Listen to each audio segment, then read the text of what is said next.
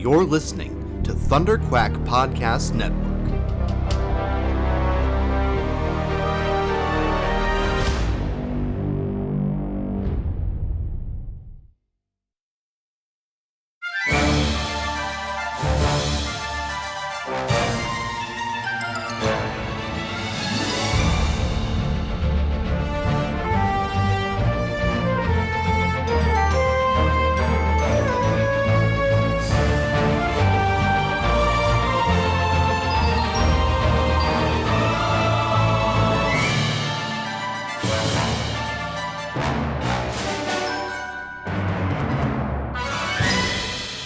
Hello there, and welcome back to Force Perspectives. I am your host, Michael Cohen, and joining me, as always, the illustrious Joe Hogan. Hey boy, how you doing?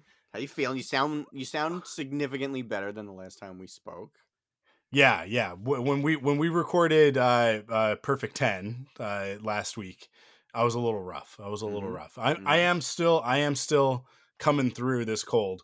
The funny thing is, I recorded 2 Perfect 10s last week, so I recorded our most recent episode that is now out for everybody on podcast services, where we talk about the Insomniac Marvel Spider-Man video game series. So go listen to Joe and I talk about that if you care about that, I guess.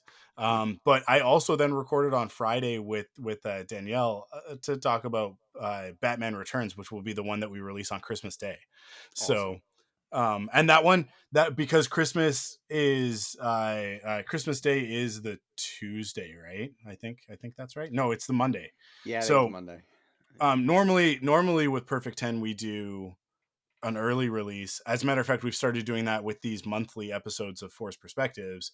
It's an early release on like kind of it depends on what my schedule looks like, but Tuesday morning at the latest, but sometimes Monday night. You might get it a little bit early if you're over on our Patreon at patreon.com/thunderquack, so you can get the episode early there. And then it releases wide to everybody else on the Friday. But we do the same thing with Perfect 10, but because it's Christmas, we're just releasing it on Christmas Day because it's like, here, just go listen to Christmas. Batman Returns. But but here we're here to talk about some Star Wars. Mm-hmm. I guess I was saying that on that Batman Returns one, I also sound sick, so I'm gonna sound sick all month to everybody. But Hopefully, by but the time Christmas actually rolls around, you'll sound like a human being yeah, in real yeah. life. Yeah. Well, next week we'll do I'm having a crisis right now because like we recorded that first episode and called it Thunderquack Monthly on the episode, right? Because I was like, so we're gonna put out an episode of Thunderquack on a monthly basis because Joe and I just wanted to talk about Ghostbusters. So I created a new podcast for it, and then after that I renamed it to After the Fact, and now I'm just like, we should just call it the Thunderquack Podcast. So like, it doesn't need I don't think that it needs like another name, but then I'm also like, does the Thunderquack Podcast mean anything to anybody? Should we just come up with a completely different name for it? And I don't know. I have no idea, Joe. But we have a week to figure it out because we'll record next week. All right, I'll put my thinking cap on. Yeah. On that one we're gonna talk about the Game Awards, right? So yeah, I'm very excited. Very excited about that. Yeah. But here we're gonna talk about Star Wars. Also excited. In 2024. So that's kind of the broad topic for this episode. We're going to look at the stuff that we know is coming, the stuff that might be coming, as well as some of the stuff that might be going into production over the course of the next, I guess, 12 months, right? 13 months. We're at the beginning of December, so let's say 13 months. But we're basically in 2024 already anyway. Yeah, pretty much. Difference. I mean, December is the Friday of the year, right? It's the Friday month of the year. Like, nobody's doing any work right now, right? Exactly. Awesome. Let's jump into the stuff that we know is coming, right? And first and foremost, I think that we'll probably be getting, sounds like probably in January or February. I expect that actually we might get a press release within the next week or so to let us know, is Bad Batch season 3, Let's the final go. season of Bad Batch. Let's go. Yeah.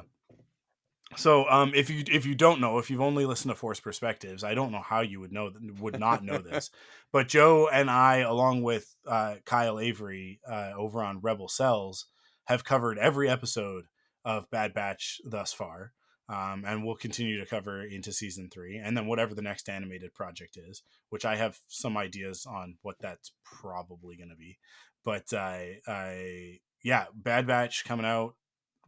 I mean, it'll be Q1 for sure. Mhm. I expect it'll be like first or second week of February at the latest. Just because like it's been now, I mean, it's been about a month since Ahsoka finished, Yeah. right? A little bit more maybe.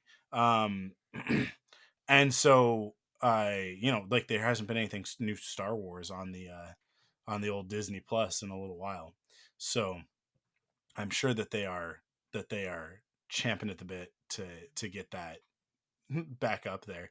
Not that they ever promote Bad Batch.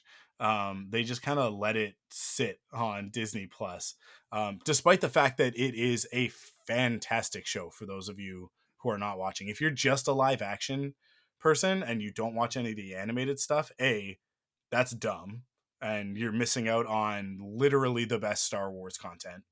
Like literally the best. Like I mean, I said a lot of really great things about Ahsoka, and I stand by that. And I think that Ahsoka is the best live action series that we've gotten so far.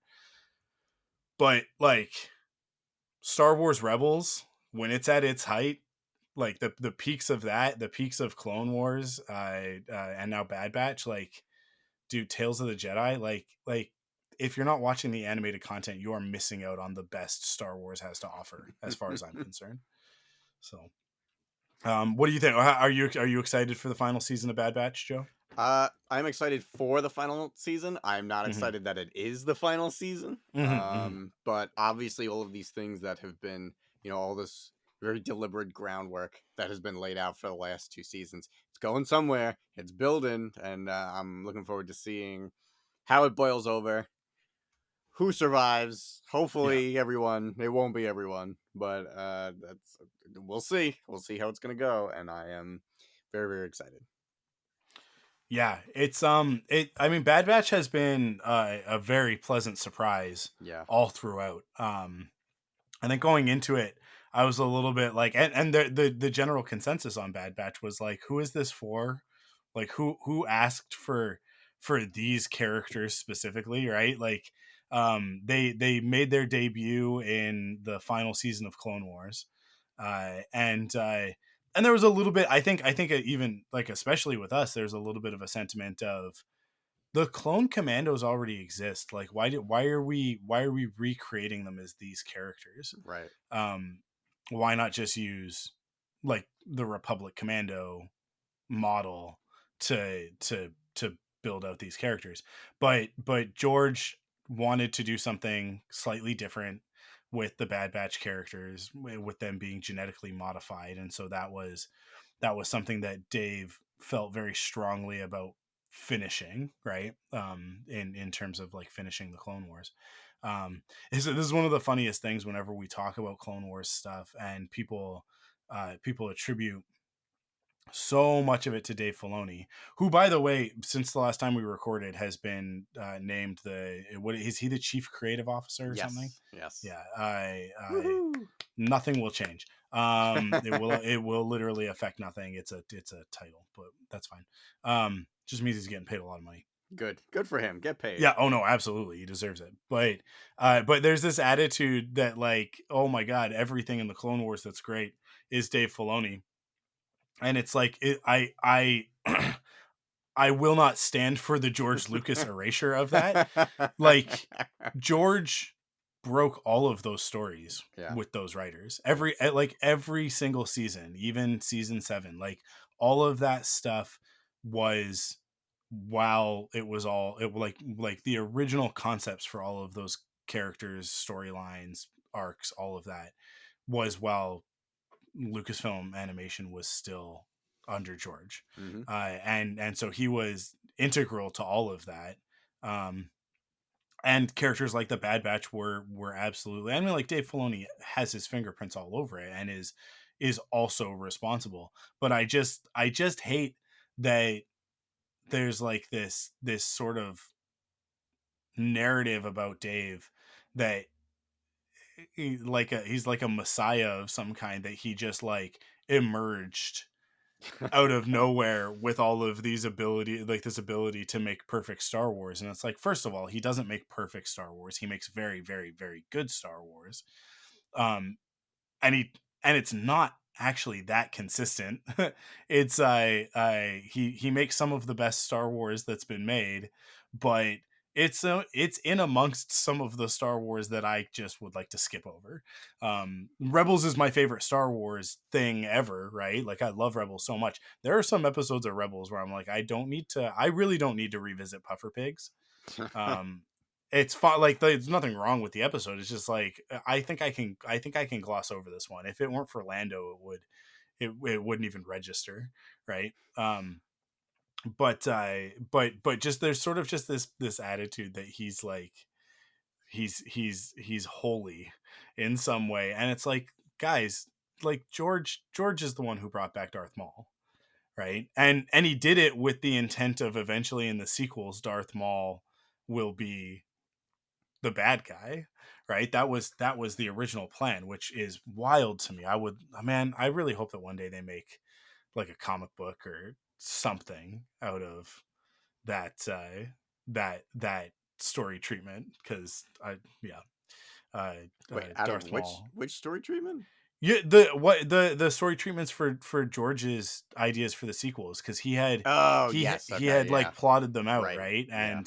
Um and then they just like disregarded them almost entirely Yeah. when they made the sequels, which is fine. Like I also think that that's totally valid. It's like you sold the company and Disney has goals, and bringing back Darth Maul was not one of them. um and to be honest, Ray Park kind of got himself into some hot water very Right. not that long ago, and so it would have been problematic, I think, to continue with that character. But um, not that you couldn't have recast him, because he's an old man, and he would have been an old man in the sequels. But yeah, like just the whole idea that Dave is the only one capable, and it's like Dave has very little to do with Bad Batch.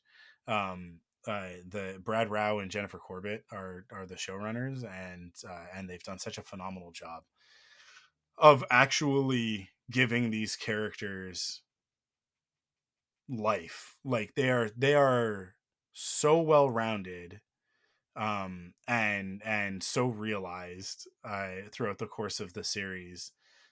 It I think that is probably the thing that shocked us the most, right? I think we kind of Yeah. thought we knew what we were getting going into it, and then it turned out like, oh no, this is like a real story about like these guys trying to figure out, you know, where they fit in the galaxy post-war, right? And then they start developing the stormtrooper program stuff alongside this storyline, and like we see like Mount Tantus, and yeah, like just ridiculous stuff, likely tying into Rise of Skywalker, Sith secrets, cloning, yada yada yada. Trying to retcon and fix that stuff.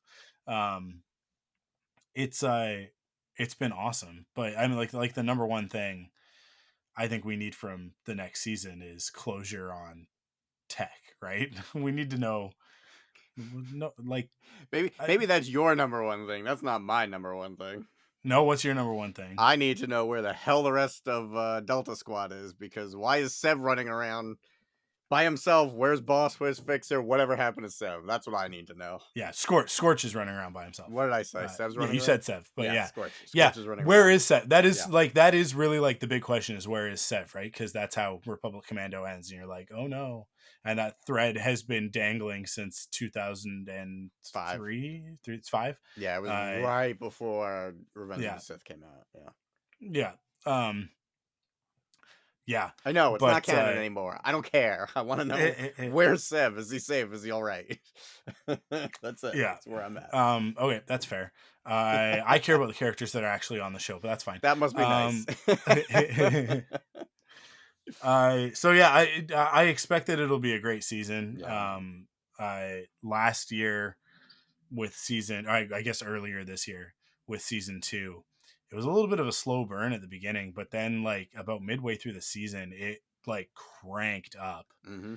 and was some of the best animated Star Wars that we've gotten. I mean, like there are a couple of episodes in there, especially the one that sort of centers on tech that are just like stellar examples of how important and how good Star Wars can really be, and how it can hopefully change people's perspectives on things and make the world a better place, which is I think one of the goals that George had when he told his stories, right? He wanted morality tales, he wanted fairy tales for a new generation in an era where there really wasn't a lot of that happening, right? Mm. In the 70s, everything was kind of bleak and gritty, and realism had taken over, and he was like, what happened to kids stories? And that's where Star Wars really came from. So um yeah, like Bad Batch, I think of all of the stuff that's been coming out recently, I think that Bad Batch, like, it hits that really really well. Like it hits that specific note of like, I mean, like, some people are going to call it woke Star Wars, I guess. As far as I'm concerned, that's redundant, right? Like, Right? woke Star Wars. You mean the movie that was an anti-Vietnam Yeah. allegory? Take the Like, politics out of Star Wars. Oh, yeah, okay. So yeah, just no Star Wars then. Okay. yeah. So just Star. Yeah. I yeah, man. Like it's such a fantastic show. And then, hopefully we'll get a little bit, like, by the end of the season, we'll get a little bit of an indicator of where Omega ends up. And I mean, like, I imagine she'll still be out there in the galaxy. Hmm. I but we'll see. We'll see what happens. We'll see what happens. I feel bad for the people who are turned off by the art style and as a result think Clone Wars, Mm, Bad Batch, Rebels, oh, it's the kiddie stuff. Because we you and I are very connected to the fandom, right? But not yeah. everybody, I've kind of learned in my Star Wars travels, have their kind of finger on the pulse as actively as we do. So, they kind of just, see something and, kind of make their judgment, and they don't talk to other fans or whatever. They just kind of decide, oh, this is a kid's show. Okay, so I'm not seeing it. I can't tell you how many people I've met between doing, you know, being a Star Wars artist and going to Celebration and meeting people and just meeting friends through other friends and stuff like that. How many people have not given these shows a chance because they just thought it was a kid show? Go, it's just, oh, it's Mm, got that and look, I get it. Animated kitty looking art styles are not for everyone, and I feel crappy reducing it to calling it a kitty art style, because yeah. you and I agree an animated art style, like, that doesn't mean it's for children. Like, yes, obviously, in the grand scheme of things, many productions will use a more child friendly art style in order to, kind of cater to the interests of children, and bright colors and all that, basic shapes, all that stuff. But I can understand why it's not appealing to people. I think those people are wrong because I love. Obviously, I'm very drawn to that art style. It's a very big part of my own art style. It's a huge part of your art style. Yeah. Um, but like, I get it and I understand. It's just one of those things where it's like, oh man, I wish there was a way to kind of reach those people and just be like, look, I get why you feel that way, but give it a chance. Like, maybe don't start with Bad Batch. I would say, look, you've seen, the prequels, try the Siege of Mandalore. see how you feel about it. Like, yeah, all you need to know XYZ about Darth Maul, about Ahsoka, where they stand. Check out Siege of Mandalore. And if you think it's good, if you think it's cool or whatever, maybe give the other series, I mean, the whole series a shot. Maybe give Rebels a shot. Maybe like it. I can't tell you how many people, even like in my own neighborhood, I have neighbors who kind of come to me as like the Star Wars guy, who just like had questions about these characters in Ahsoka. It's like, oh, well, they're from Rebels. Like, oh, the kids show is the kids show any good? And I'm like, guys, the kids Yeah, show is not just a kids show. It's yeah. perfect Star Wars, right? Like it's literally Star Wars in a different medium. If you like Star Wars, you'll probably like Rebels. You'll probably like Clone Wars. You know, nothing is 100% hit with everybody, but it's just such a frustrating thing. And I get it. Like, not everything is for everybody. That's okay. How many Star Wars projects came out that weren't for me? Book of Boba Fett was not for me. I didn't Mhm. love Book of Boba Fett. The sequel trilogy was not for me. I didn't love those films. But like most of Star Wars that Disney is putting out, I'm like, it speaks to me. You know what I mean? It's up my alley. So I don't know. And I feel like for the most part, a lot of us in these circles who are still consuming this content, like, clearly they're doing something right if you're still watching, right? So I don't even know where I'm going with this. I'm sure you can understand, you of all people understand, like, how frustrating it is that people would write something off just because of the art style. So I don't know. That's, Oh, that's the end of my absolutely. pointless Yeah, rant on that yeah. whole I thing. mean, well, I mean, I've been fighting this fight since 2008, right? Yeah. Like, it's when I first started doing Frontlines, there was, I mean, the reason why I had so much success so early on is that, like, just literally nobody else was gonna cover it, Yeah. right? Like until this is something that'll always drive me nuts. Until I told the Force Cast that I was doing a show, they weren't doing a show. Mm. And then I emailed them to be like, "Hey, I'm launching a show. I like, could you give it a shout out on your podcast?" They never got back to me. But to have, I don't know anything that happened with him.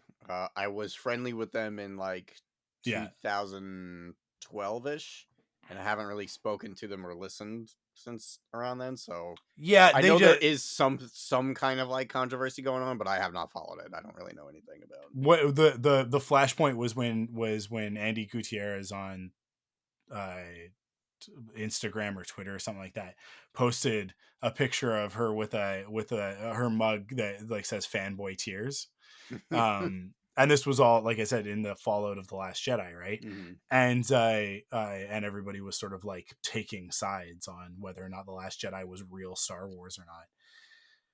Look, even if somebody on the Star Wars show specifically said we think that Michael Cohen has terrible takes on Star Wars, I wouldn't then like start a campaign Right. against the Star Wars show, because it's like, you guys, that is Star Wars. Like that, like, it just, I don't know. To me it's like, I would reevaluate my position is what I would do. But like, I would have to do, I mean, I'd probably be mad at first, but then I'd like do some introspection and go like, why are the people who are like that closely tied to Star Wars so vehemently against my opinions?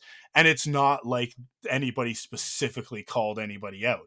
She had a mug and it was a funny joke about Right. fanboy tears because everybody was upset about Luke Skywalker, right?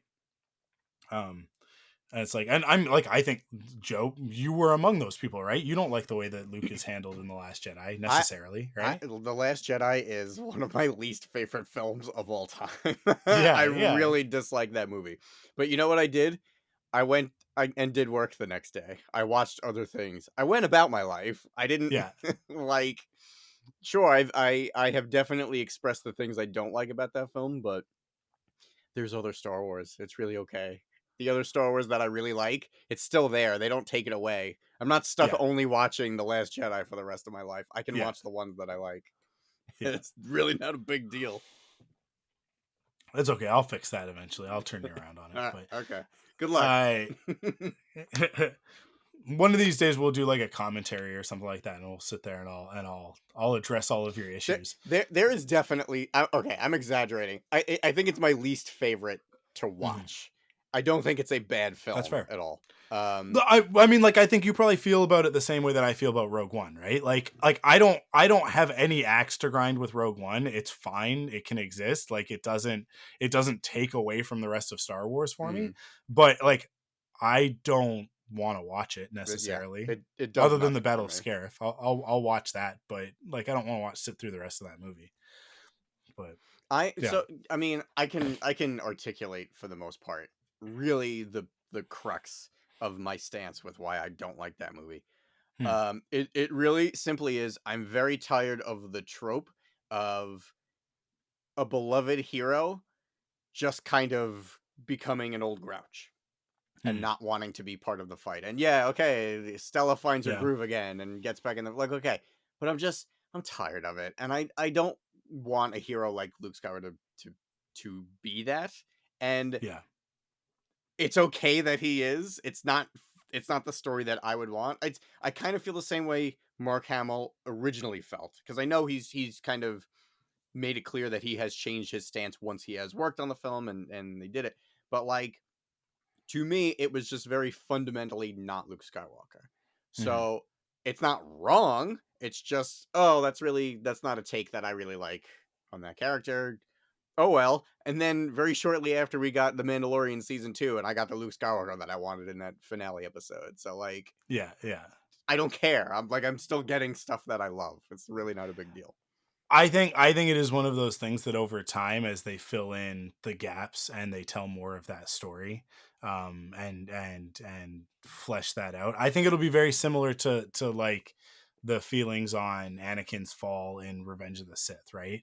I think Mm, when in 2005 when Revenge of the Sith came out, the prevailing opinion was that was way too fast, yeah, very like abrupt. that like that was so abrupt. It just kind of like all happens. um, and then we get the Clone Wars, and we get to spend all this time with Anakin, and we get to see all of these things that lead him down that path. We spend all of this time with Obi-Wan, and we get to understand why Obi-Wan was both blind and willfully ignorant to the things that were affecting Anakin, Hmm. right? Mostly revolving around Satine, right? I think I'm just making a case for going and watching the Clone Wars for people who haven't watched the animated stuff. Um, and all of the Ahsoka stuff with Anakin. I mean, like it all of that has informed my viewing of Revenge of the Sith so Hmm. much Yeah, absolutely. that yeah, like they will. I guess this is actually a good place for me to bring up sort of like on the tail end of Bad Batch and then this conversation.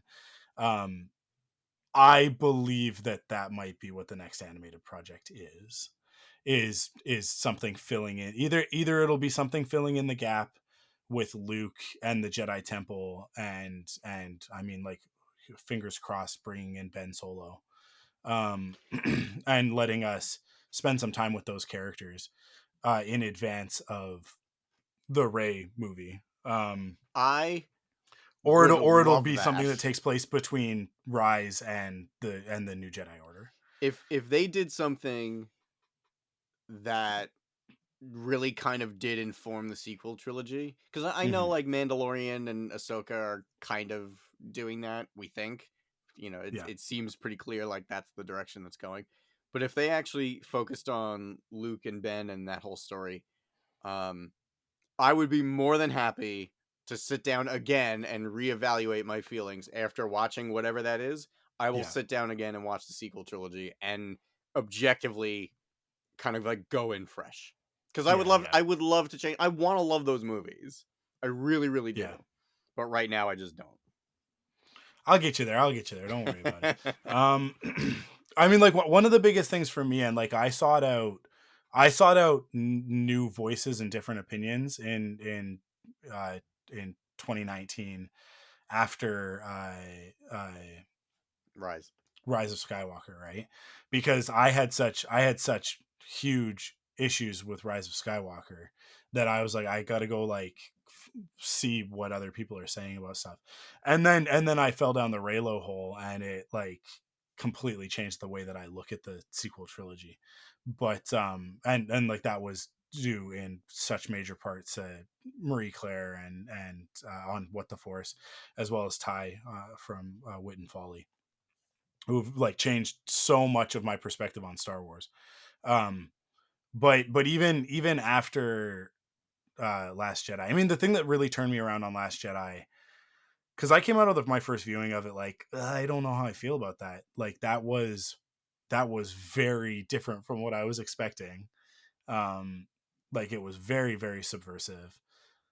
And it took me about 3 viewings before I was like, actually, I really love what they did. Like I really love the choices that they made with Luke.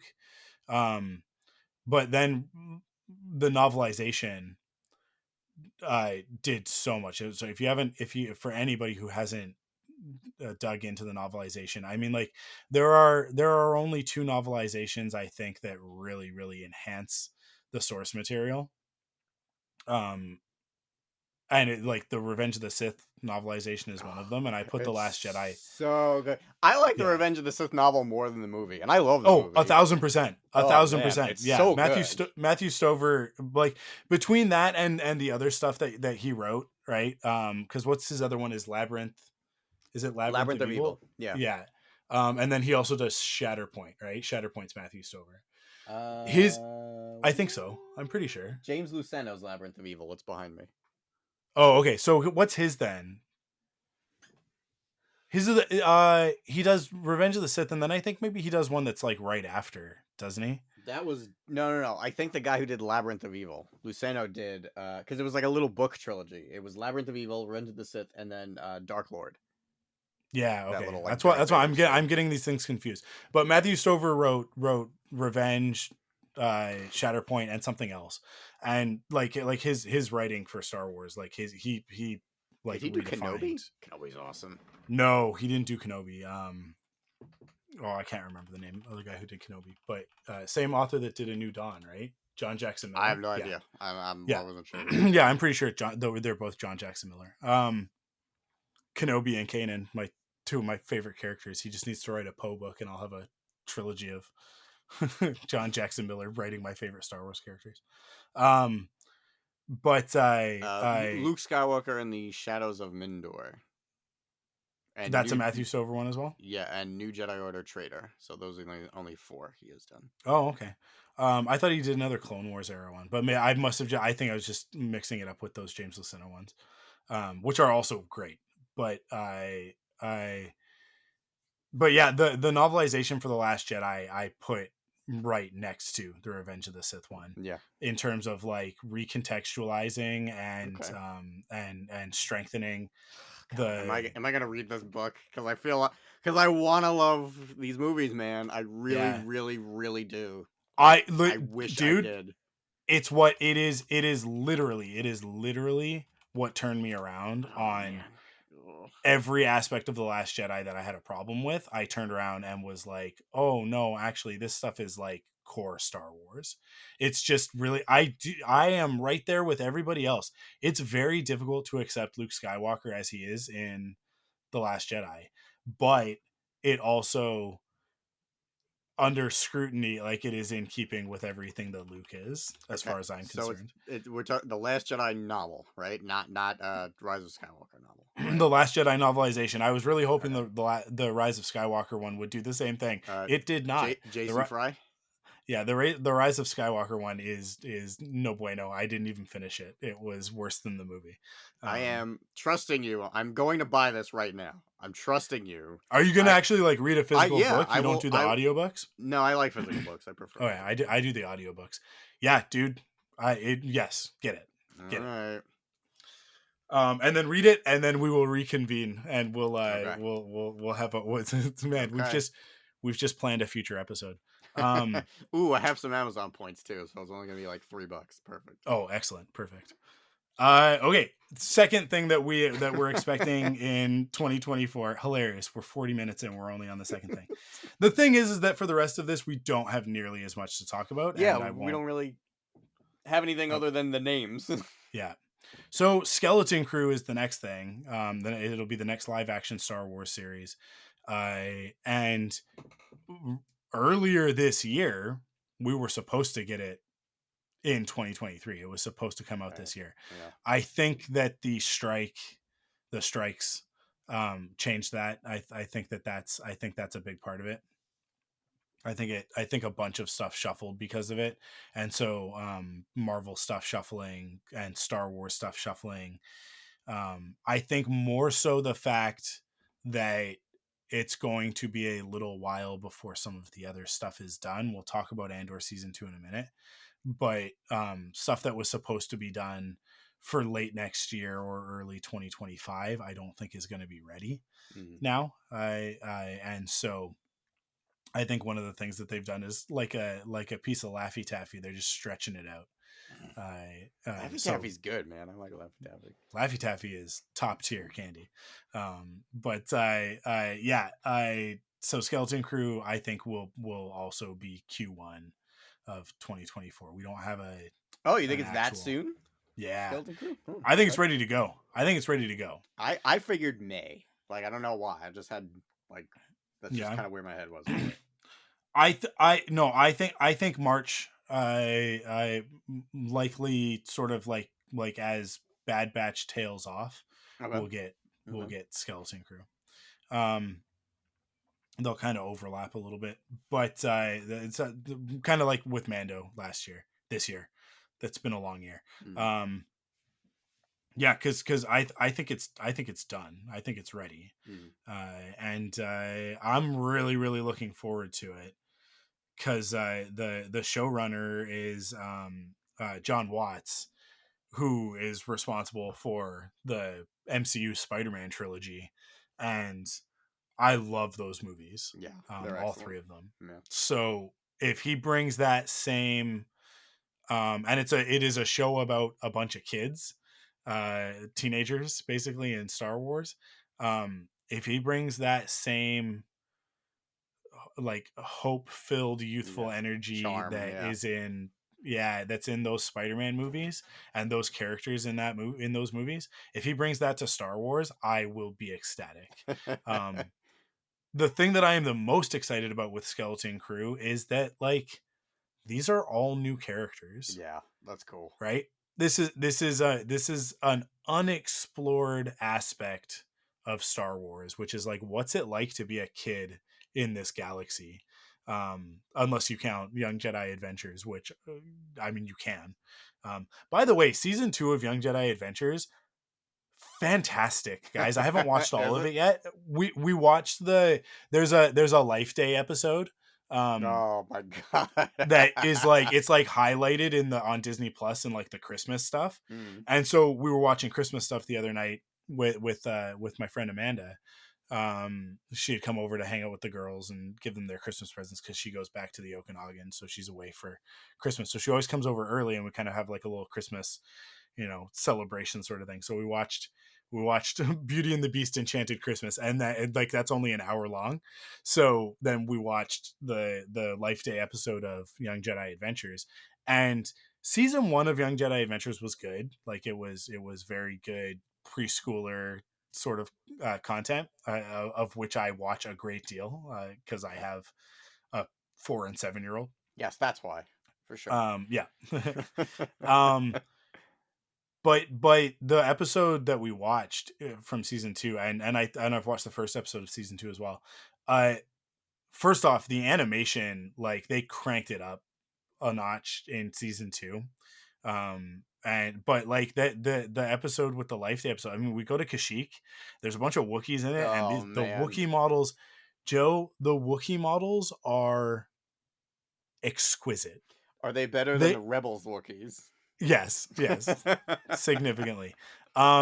They are, I mean, like, yeah, they are perfect. They are beautiful to look at, dude. um and then after that we go to another planet, like the next the because each episode's sort of split in half, right? Like 2 stories Mhm. per Like 22-minute Rugrats or episode. Doug. Yeah, exactly. Cool. um and in the second one they go to another planet with all new creatures, and it's an ice planet. They paired them together very well because it's like we get the Life Day episode, and then we get an episode on like a Snow. like a Yeah. snow planet. So they've got like their snow gear on, very Hoth esque. And again, if you've been listening to me podcast about Star Wars for any length of time, you'll know that that's like my favorite thing in Star Wars is when we go to cold planets and everybody's got their parkas and whatever. I don't know what it is about that. I just like in Clone Wars, when Trespass is my favorite episode. You and I have talked in the past about when we talked about comics, we talked about Kit Fisto and Plo Koon getting their cold weather gear. I have all of the action figures of those that they did in the Clone Wars line. Everybody in their parkas and stuff. But I yeah, so I'm just a sucker for that stuff. But in terms of like quality and stuff, like it to me, it's crazy that they have all these new character models and stuff like that in season 2. They really expanded on it. They How popular is it with kids? Like, is it doing well? Like, I think it's doing okay. I mean, like the real indicator is how well the toys sell, right? So sure, yeah. Toys R Us has lots of toys.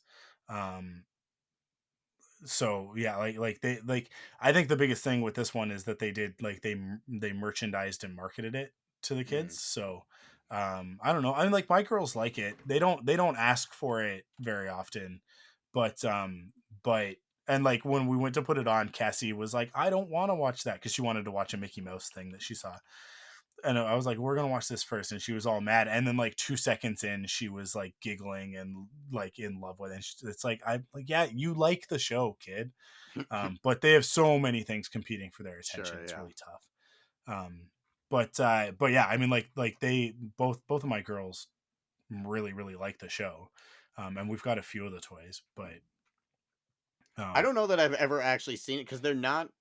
I'm not seeing them on Hasbro Pulse, but I imagine that's because that's like the collector stuff for yeah, Hasbro, the not like toys, the yeah, younger no, kid stuff. So you got to go to like a toy store, or go to like a Walmart or something to find them, but they're good toys. They're really nice toys. But they're kind of along the same lines as like the Spidey and his Amazing Friends okay, yeah. and some of the other Disney Junior stuff. These look like the Play School Yeah, Star Wars things that came out yeah, many very years ago. similar, Yeah. very similar. Ooh, look at Yoda. Um, Yoda looks cool. yeah, Yoda Love his looks great. outfit. Oh Yoda looks man. great because it's all High Republic stuff, Yeah, right? So, sure. So do we think? I mean, not to skip ahead. Do we think Yoda will be wearing this if and when we most likely see him in the Alkalite? yeah, for sure.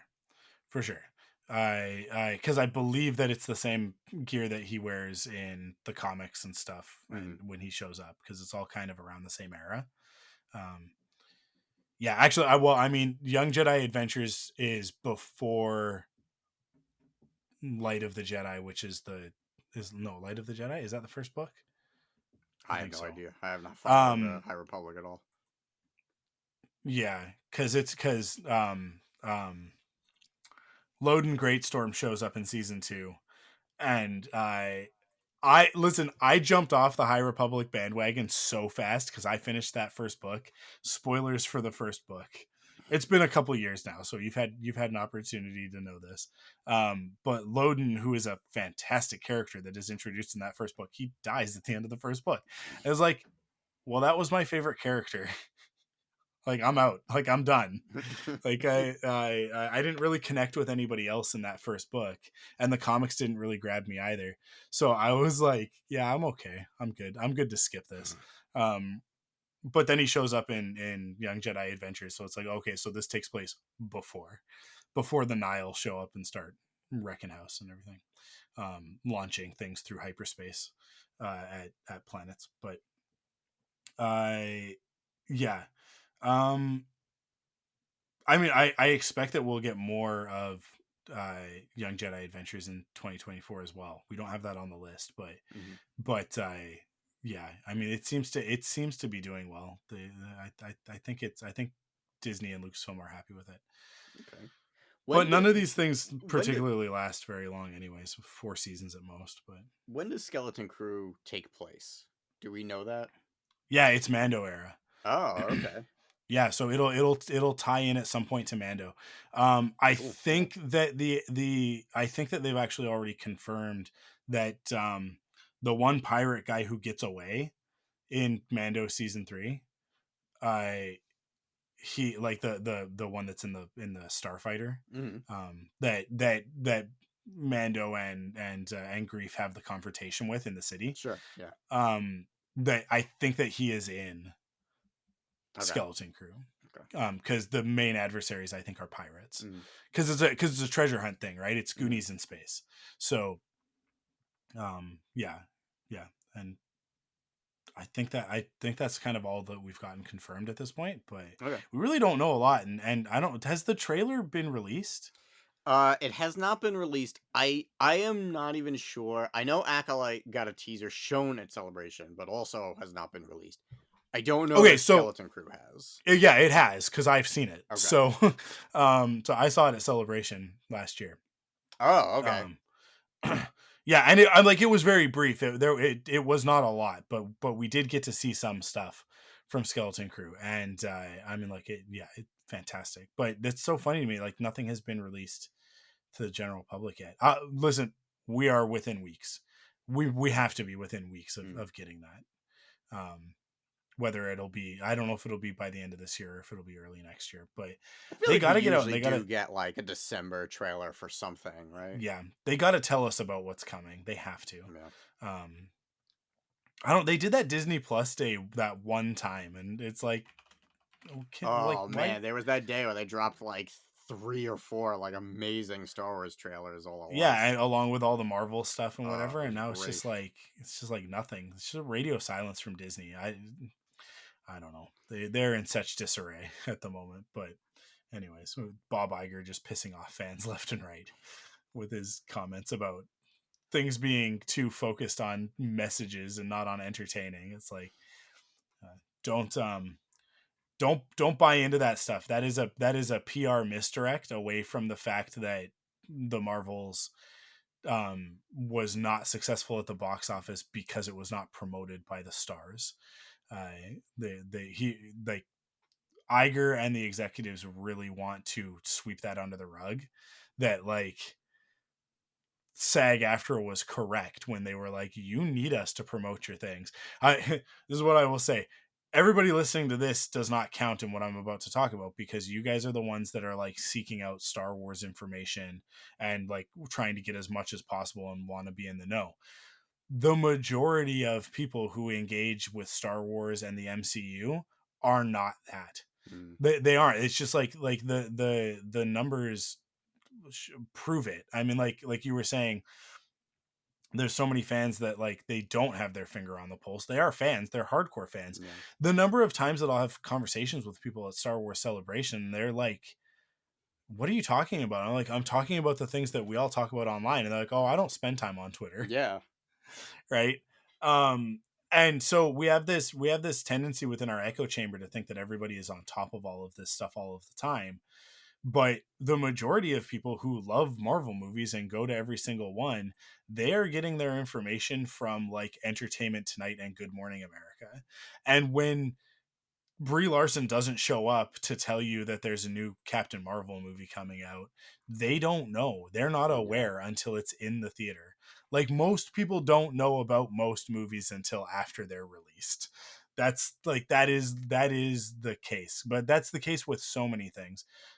Early adopters usually account for about 5% of an audience. Hmm. And that's this is we're now into like my marketing savvy, so it's like when you are trying to get people to buy into a product early, 5% of your total audience are going to be early adopters who are going to buy it without social proof, right? Like without somebody telling them that it was good and that they should check it out, whether it's a movie or a social media product or I don't know, an actual physical product, a video game, whatever, right?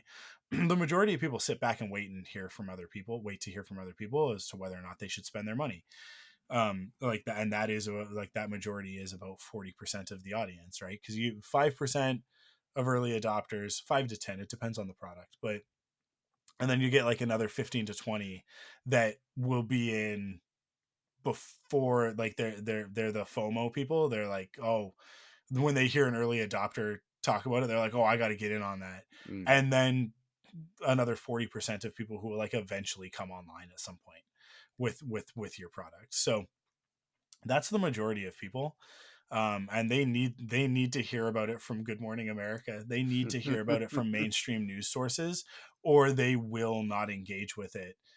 Especially when we're talking about movies and TV shows, that's just the way that it is. And they will go to a Mission Impossible movie because Tom Cruise is in it and because they saw him on a late night show, right? Not because they saw the trailer. They don't care about the trailers or the commercials. Like they're almost like ad blind to them. But they'll go to a thing because they like a star, and or they like a franchise or whatever, right? I mean, like that's the like Fast and the Furious relies on this, dude. Like it's definitely not the content of those films that make them But they're about family. successful. It's definitely just like, yeah, it is about family. It's an identifier thing, right? But anyways, we're on a wild tangent now. But yeah, but Bob Iger is out there pissing everybody off, saying that the Marvels was a failure because there weren't enough executives on set for it because it was shot during COVID. So Okay, whatever. there weren't executives to fix the problems that it Right. has. I'm sure.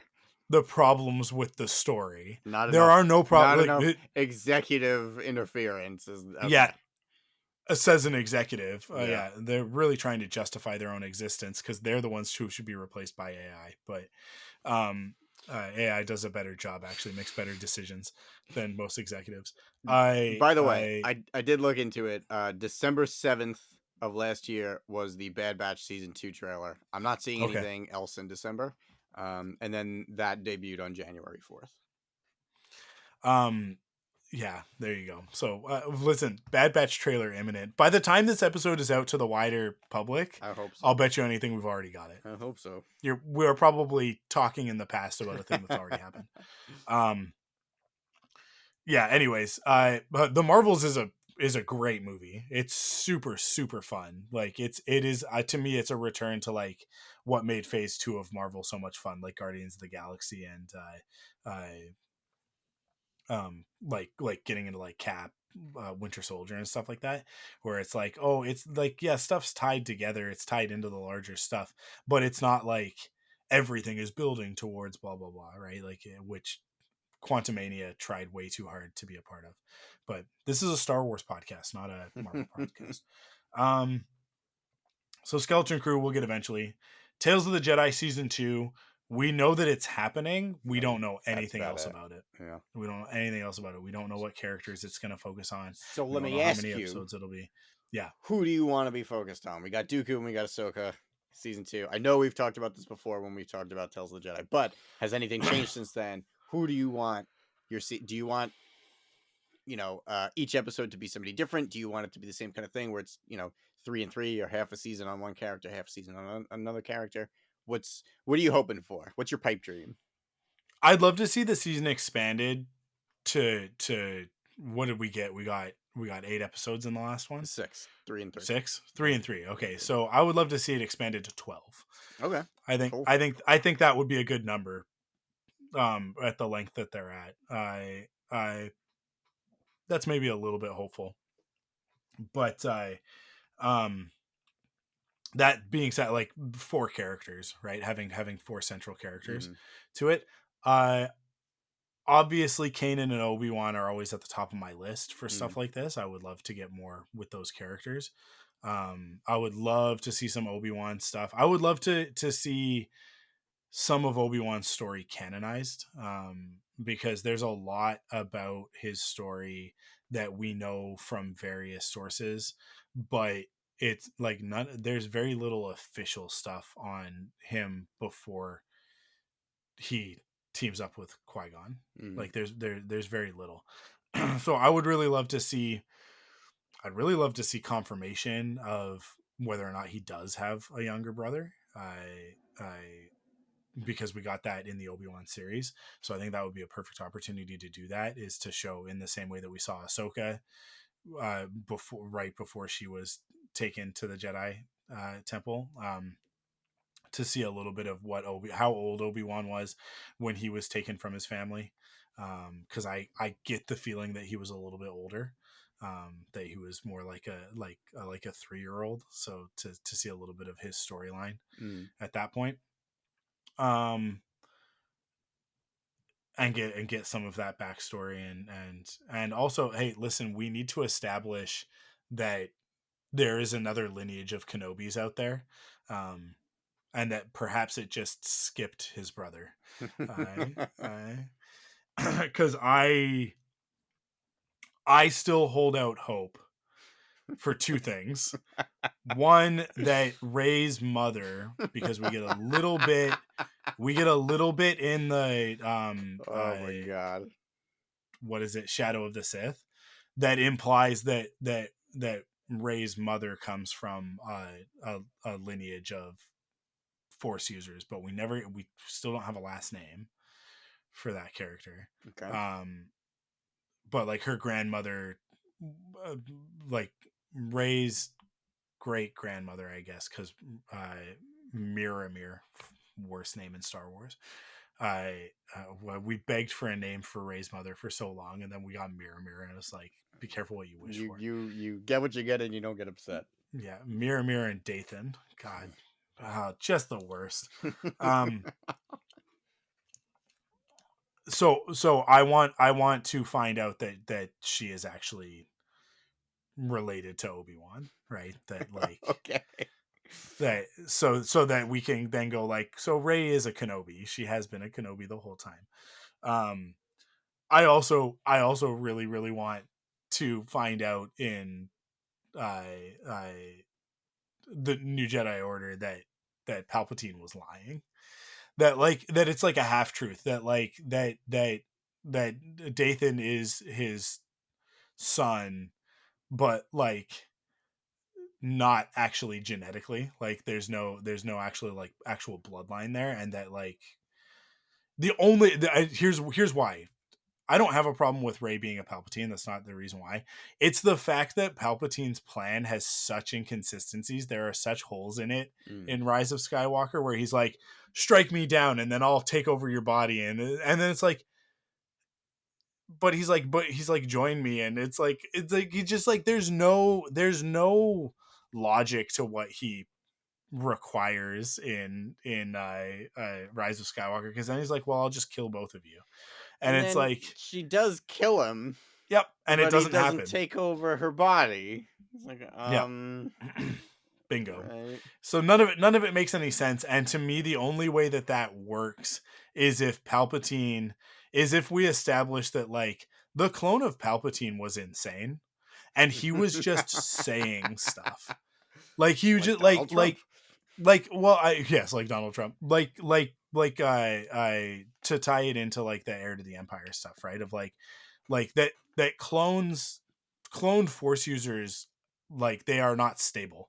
You can't trust the words that come out of their mouths. Yeah. And so like him being like everything that he tells Kylo Ren to go do is in contradiction to what he actually wants at the end of the movie, and it's like, yeah, go destroy Rey, and it's like, but I thought you need Rey. It's just like none of it makes any sense. So to me, it's like him telling Kylo that he's her grandfather, and like all of this stuff, like it just like, yeah, to me it's like it makes more sense if it turns out that all of it was a lie, that all of it was just manipulation on Palpatine's part. Mm. um That'd be pretty in the funny. same way that he manipulated Anakin, right? That would be consistent with Palpatine's character, because in Revenge of the Sith, he just says whatever he needs to say to Anakin in order to get Anakin to fall to the dark side, right? So he's like, "Oh, like listen, Darth Plagueis knew how to do this stuff," and it's like, "Well, okay, so like he had a book on it. He never actually did it. He didn't actually do it. We can't do it. Padme's dead. Padme's dead. She died. You killed her." And it's like, none of what he says to Anakin is true, right? Like it's all of that is manipulation. So yeah, for him to be like, for us to find out that he was just like messing with Kylo Ren and Rey, like that wouldn't even be a retcon to me. That would just be a confirmation of Palpatine's character. So having some stuff established in Tales of the Jedi to then point us back in the original direction of The Force Awakens, which is that Rey is somehow related to Obi-Wan Kenobi. Otherwise, why then does Obi-Wan specifically talk to her in the first Force vision, right? Mm. Because like hearing Anakin's voice, hearing Luke's voice, hearing Vader, all of that makes sense because she's holding on to the lightsaber that they used. But why would Obi-Wan be interceding if not for the fact that she is somehow connected to that story? The other part of it is that it just brings everything full circle. It brings everything full circle to have it. Anyways, I've talked about this at length in so many other places. So for Tales of the Jedi, I would love to see Obi-Wan stuff that lays groundwork so that we can fix that. I would love to see some Kanan stuff, especially because the season 1 of Bad Batch um erases a little bit of the Kanan of what was considered canon story Sure. for Kanan Yeah. in the comics. So I would love to see um the continuation of that, because I would love to see, everything else. So with Kanan, it's great, right? Because we've got the Caleb Doom character model, so we can do some Jedi Temple stuff. We can do some stuff immediately after Order 66, like that basically picks up how does he, like, once he gets away from Hunter, like what happens next. And then we can have some you can tell a little bit of New Dawn of him meeting Hera.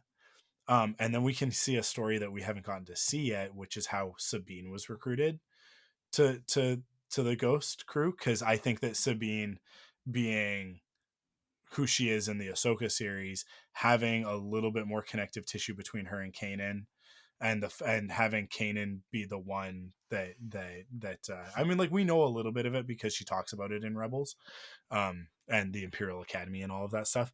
But getting to see Kanan recruit her, um, I think would be really, really important for both of those characters and the connection that they have and the connection in the Force, right? Because we get to see Kanan sense Ezra and be like, okay, we got to bring this kid in.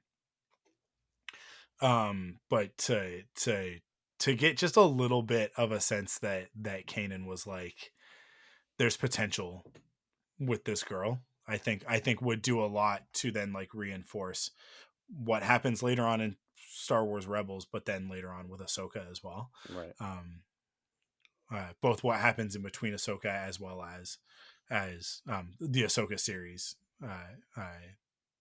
What happens there? I think Sabine is now also eligible for a Tales of the Jedi. Yeah, for sure. Um, but I think that what we'll end up seeing probably is a High Republic character as well. Hmm. I but that's tricky because that sort of goes against the ethos of what they've done with Bad Batch and Tales, which is we have a bunch of assets from this era. Let's use them. Mm. Doing High Republic would mean, I think, building out a bunch of new stuff that we've never seen Yeah. before. So that makes it more difficult, but not impossible. But I would love to, like, listen, I would love to see Kanan, like adult Kanan in the Clone Wars style, because that's what we would get, right? We Mm. wouldn't be getting Rebel style, we'd be getting Clone Wars style. So to see that Oof. character That'd be in neat. that style That'd would be be wild. that day. I would be pitching a print to Acme on that one because that Yeah. would be awesome. Yeah.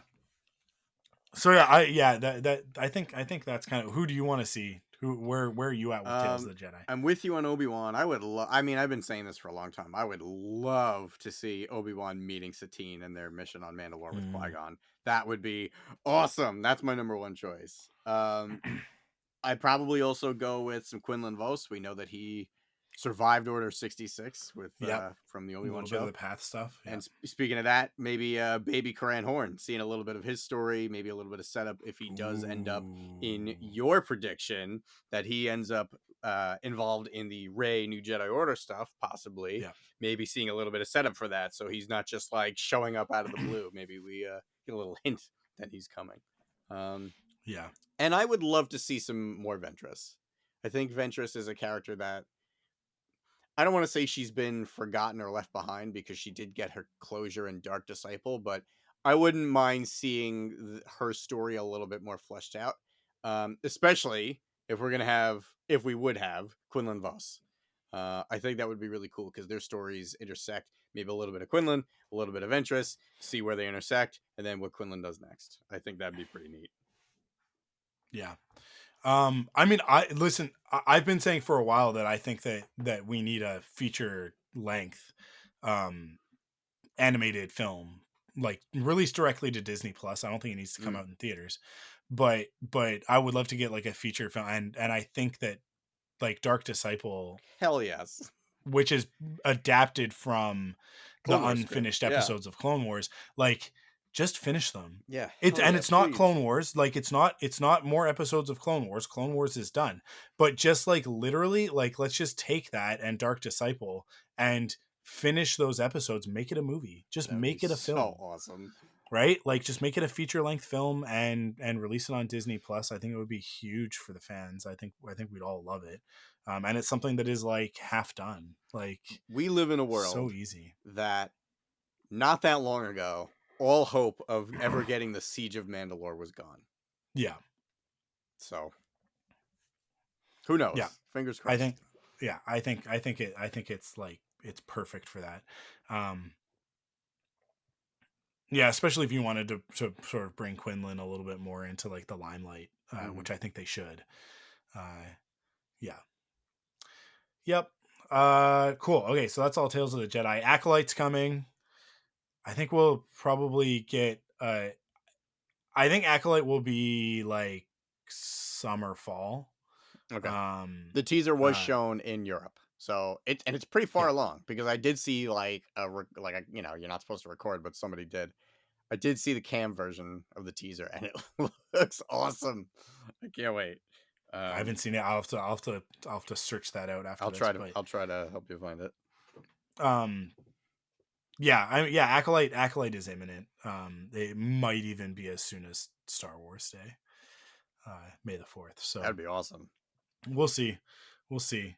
I think if Andor was coming out next year, that absolutely Acolyte would be. I think if everything had stayed on schedule and we had gotten Skeleton Crew at the end, if we were already watching Skeleton Crew right now, which we should be, right?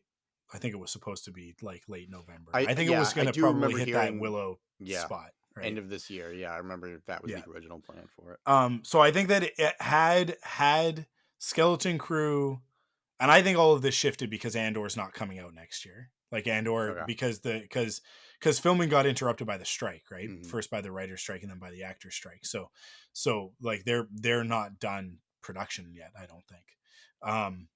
Did they resume? I don't know if they have yet. Yeah. I'm honestly not Okay. sure. So Andor was I supposed to be late next year, and if that were the case, then I think we would have gotten Acolyte Star Wars Day. is I'm sorry, I don't mean to keep interrupting you. Is the strike over? The acting because I feel like I Yeah, keep hearing different things. no, it's over. Actor strike is over. Okay. Yeah, the actor strike is over. Both strikes are Okay. over. Um, I think I don't know what ended up happening with the video game arm of the union, but Mhm. I don't think that they ever went on strike. So, Okay. but that might still be sort of in the air. But there are other unions that can strike, so it can and it can happen Sure. at any minute. Yeah. So, because there's lots and lots of issues all throughout the industry. But, yeah, I think we are in the clear for now, at least with the actors and the writers. The directors took a deal. I think this was like a year and a half ago, and I think that the Directors Guild is probably kicking themselves now because it's like, well, you guys actually could have, you know, I been part of this and not that the directors weren't supportive of the strikes, but they could have also gotten better deals as Yeah. well. So the Yeah. next time that comes around, I think the Directors Guild will probably be pushing for a much better deal. But they'll probably get it because I don't think that the industry will want to go through what they went through these last few months again. So they might be in a good position for their next negotiation. But Good. yeah, yeah, I mean, Pay yeah, artists. yeah. But yeah, some of the smaller, not that they're small unions, but like sort of lesser known, like the Teamsters and that sort of thing, more of the like behind the scenes crew stuff. Mm. I they could go on strike as well. So Good. yep, absolutely, Get absolutely, paid, because friends. everybody deserves to get paid. And these executives don't deserve all of the money that they're getting Mm-mm. because they're kind of the ones mucking everything up. But anyways, yeah, Andor season 2, we kind of just already talked about that. I don't think we're getting it next year. I don't think it's in the Yeah, cards, I think but that would be very optimistic. I I don't think see it'll be that early happening. 2025. Yeah, I think that's Yeah. pretty fair. So, stepping out of TV, out of the Disney Plus zone, we've got Star Wars Outlaws slated for next year. Big video game So good. Oh man. from EA. Who's making Ubisoft. Outlaws? Ubisoft. Ubisoft. Because EA, this is the first Star Wars game that's not Ubisoft. That's not EA, you mean? Yeah, because Yeah, I'm they've had sorry. their Yes, deal yes, with yes. EA. Not Yeah, not EA. Yeah, they had the yeah. exclusivity deal for a while. And it looks fantastic. I'm Oh man, super psyched for I'm this game. salivating, man. Yeah. I yeah, I mean we've only gotten the one trailer thus far. I'm sure that we'll hear more about it around Summer Games Fest. But you know what? Actually, like Maybe Game this Awards, week. there might be a Could trailer. be. Maybe. It could be. Maybe. Um but I think that we're good at the moment. I think that we've kind of seen everything that we need to see for Yeah. now until it's closer to the game coming out. It was like a Uh meaty gameplay trailer. It wasn't it just was a like, lot. here's a teaser. Like, they walked you through a mission. It was pretty awesome. Yeah. Yeah, we got to see quite a bit and it looks great. So I'm down. Like I'm sold already. I think a Oh, lot of us yeah. are. Like I don't Me need to too, see yeah. anymore. Just tell me when it's coming out and let me Yep. pre-order it and I'm there. Um yeah, I mean like we're now far enough away from Jedi Survivor that I'm like where's the next thing? Give me. Yeah. So What's the story with the clips? Is that still happening, that game? presumably it's still happening, Okay. but also you know, we don't like uh the studio that's making it. All right. Well, it's not that we don't like the studio. I'm sure that the people that work at the studio are fine people, but well, man, who's the because it's is it Quantum, right? It's Quantum, I'm not and sure. uh the the the guy who owns it is like a Yucky. terrible person. Is he yucky? Okay. Yeah. Star Wars Eclipse. Now that I've said all this stuff, I have to like make sure that I'm Yeah, you're not saying just the right people. regurgitating. Sorry, not Quantum. Quantum is a different developer. That's why I wanted to make sure that so Quantic Dream is the Okay. developer, and Quantic Dream is run by David Cage. Yeah, I was gonna say David Cage is the one that we do not like. He has said some pretty gross things Mm, about sort of like LGBTQ okay. inclusion and other stuff. He's got some bad takes. He's a gross person. So Did anything come yeah, from that, or because I do remember the press a little bit about that, but like, did not he just really. like weather the storm, and did he do his I apology run and then that was it? I don't know that he necessarily even apologized for Okay. anything or walked anything back. I think that we're still in a place of Still crappy. Okay. let's see.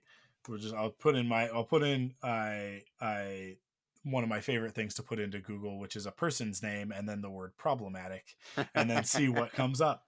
The issues I'm with gonna put my Quantic Dream name and and David see Cage. what Yeah, comes out. Let's see.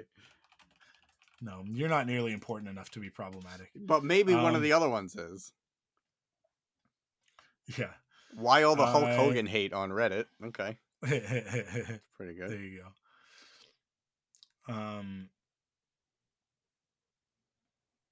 Uh, yeah, my God. Oh, dude, there's too many things to list with this guy. Oh boy. He is the worst, and Okay. I don't think that it's ever sort of been resolved. I think it's one of those things of like he just goes quiet, and everybody hopes that you move on, and it's like yeah, but So what's the move on something like that? Because you have all of these other artists who are working yeah, really hard, who aren't crappy, who should get paid for their work, are making a yeah, product that they care about. Could be a really amazing product. I mean, we don't. Obviously, it's too early to tell. Um, what's the ethical choice on that one? Do you I boycott it think, because you don't like the guy in charge? yeah, What's the deal? What's your take on that? I think everybody has to choose for themselves what they're Mm, going to do, right? And I think that everybody needs to give everybody that freedom of choice. So that is on both sides of things. That is, if somebody is going to boycott the game, I think that you need to respect their choice to boycott the game. I sure. think if somebody is going to choose to purchase the game, I think you need to leave them alone and not go after them and say that they're not an ally and blah blah blah. I don't think that What that's was fair. that? It was this year, right? That Harry Potter game came out. I remember there's a lot of Yeah, controversy around that for the yeah. same reason with J.K. Rowling. I think that one is a little bit more cut and dry. Every Okay. penny you put into J.K. Rowling's pocket goes towards anti-trans Oh, propaganda. okay. So So, what's like, the difference there exactly? she, she actively campaigns against trans rights. She Oh, is all right. allied with the wrong side of things, and she gives her money to organizations that are actively doing harm. So the fact that you are, if you purchase licensed authentic Harry Potter merchandise or products, you are putting money in JK Rowling's pocket every time you Hmm. do that, Right. and that money is then turning around and going into the pockets of anti-trans activists, Okay. right? That's very cut and dry to me. That's super clear. David Cage has some bad opinions, and some of his writing reflects some of those bad opinions. So, supporting him is a sticky thing. I don't know that he's writing this game. I don't think that he is. I think that it is his company that is developing the game, but I think that it has its own writers.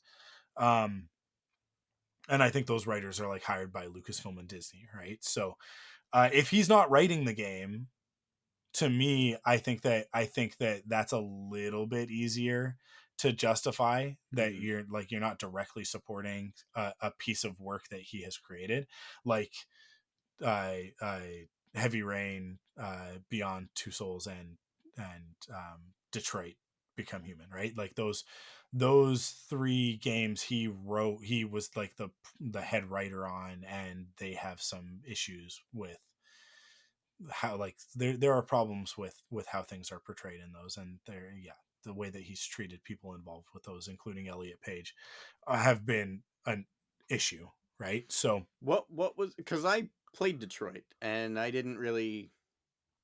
It felt like a statement against. yeah, y- there's some misogynistic tropes that are played up in it Okay. for sensationalism.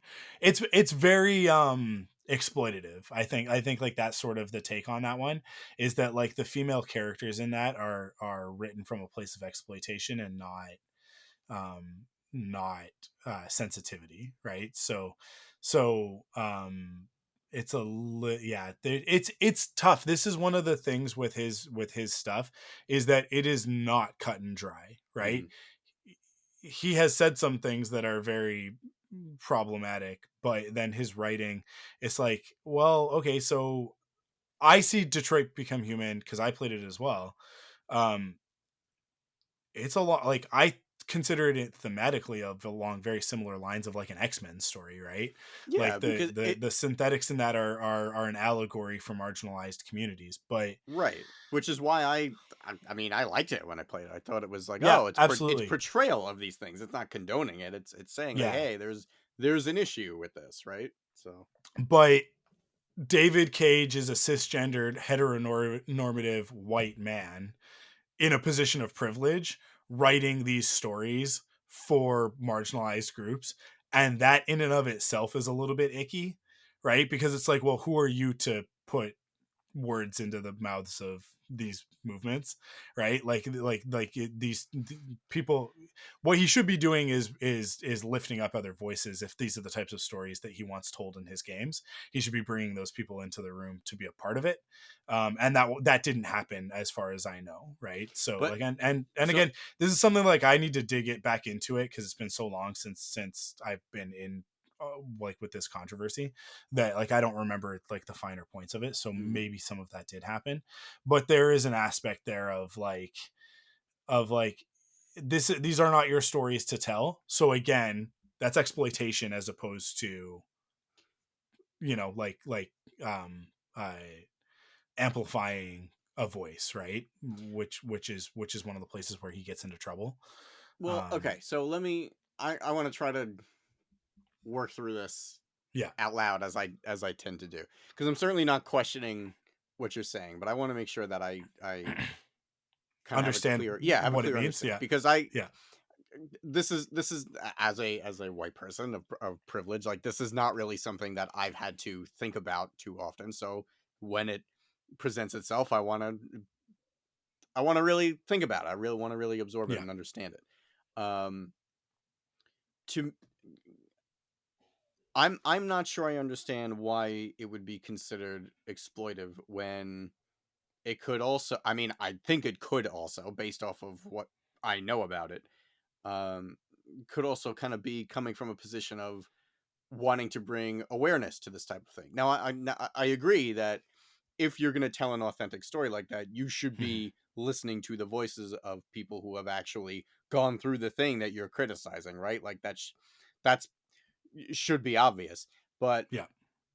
to me, I almost wonder if it's if we're making assumptions about his intent.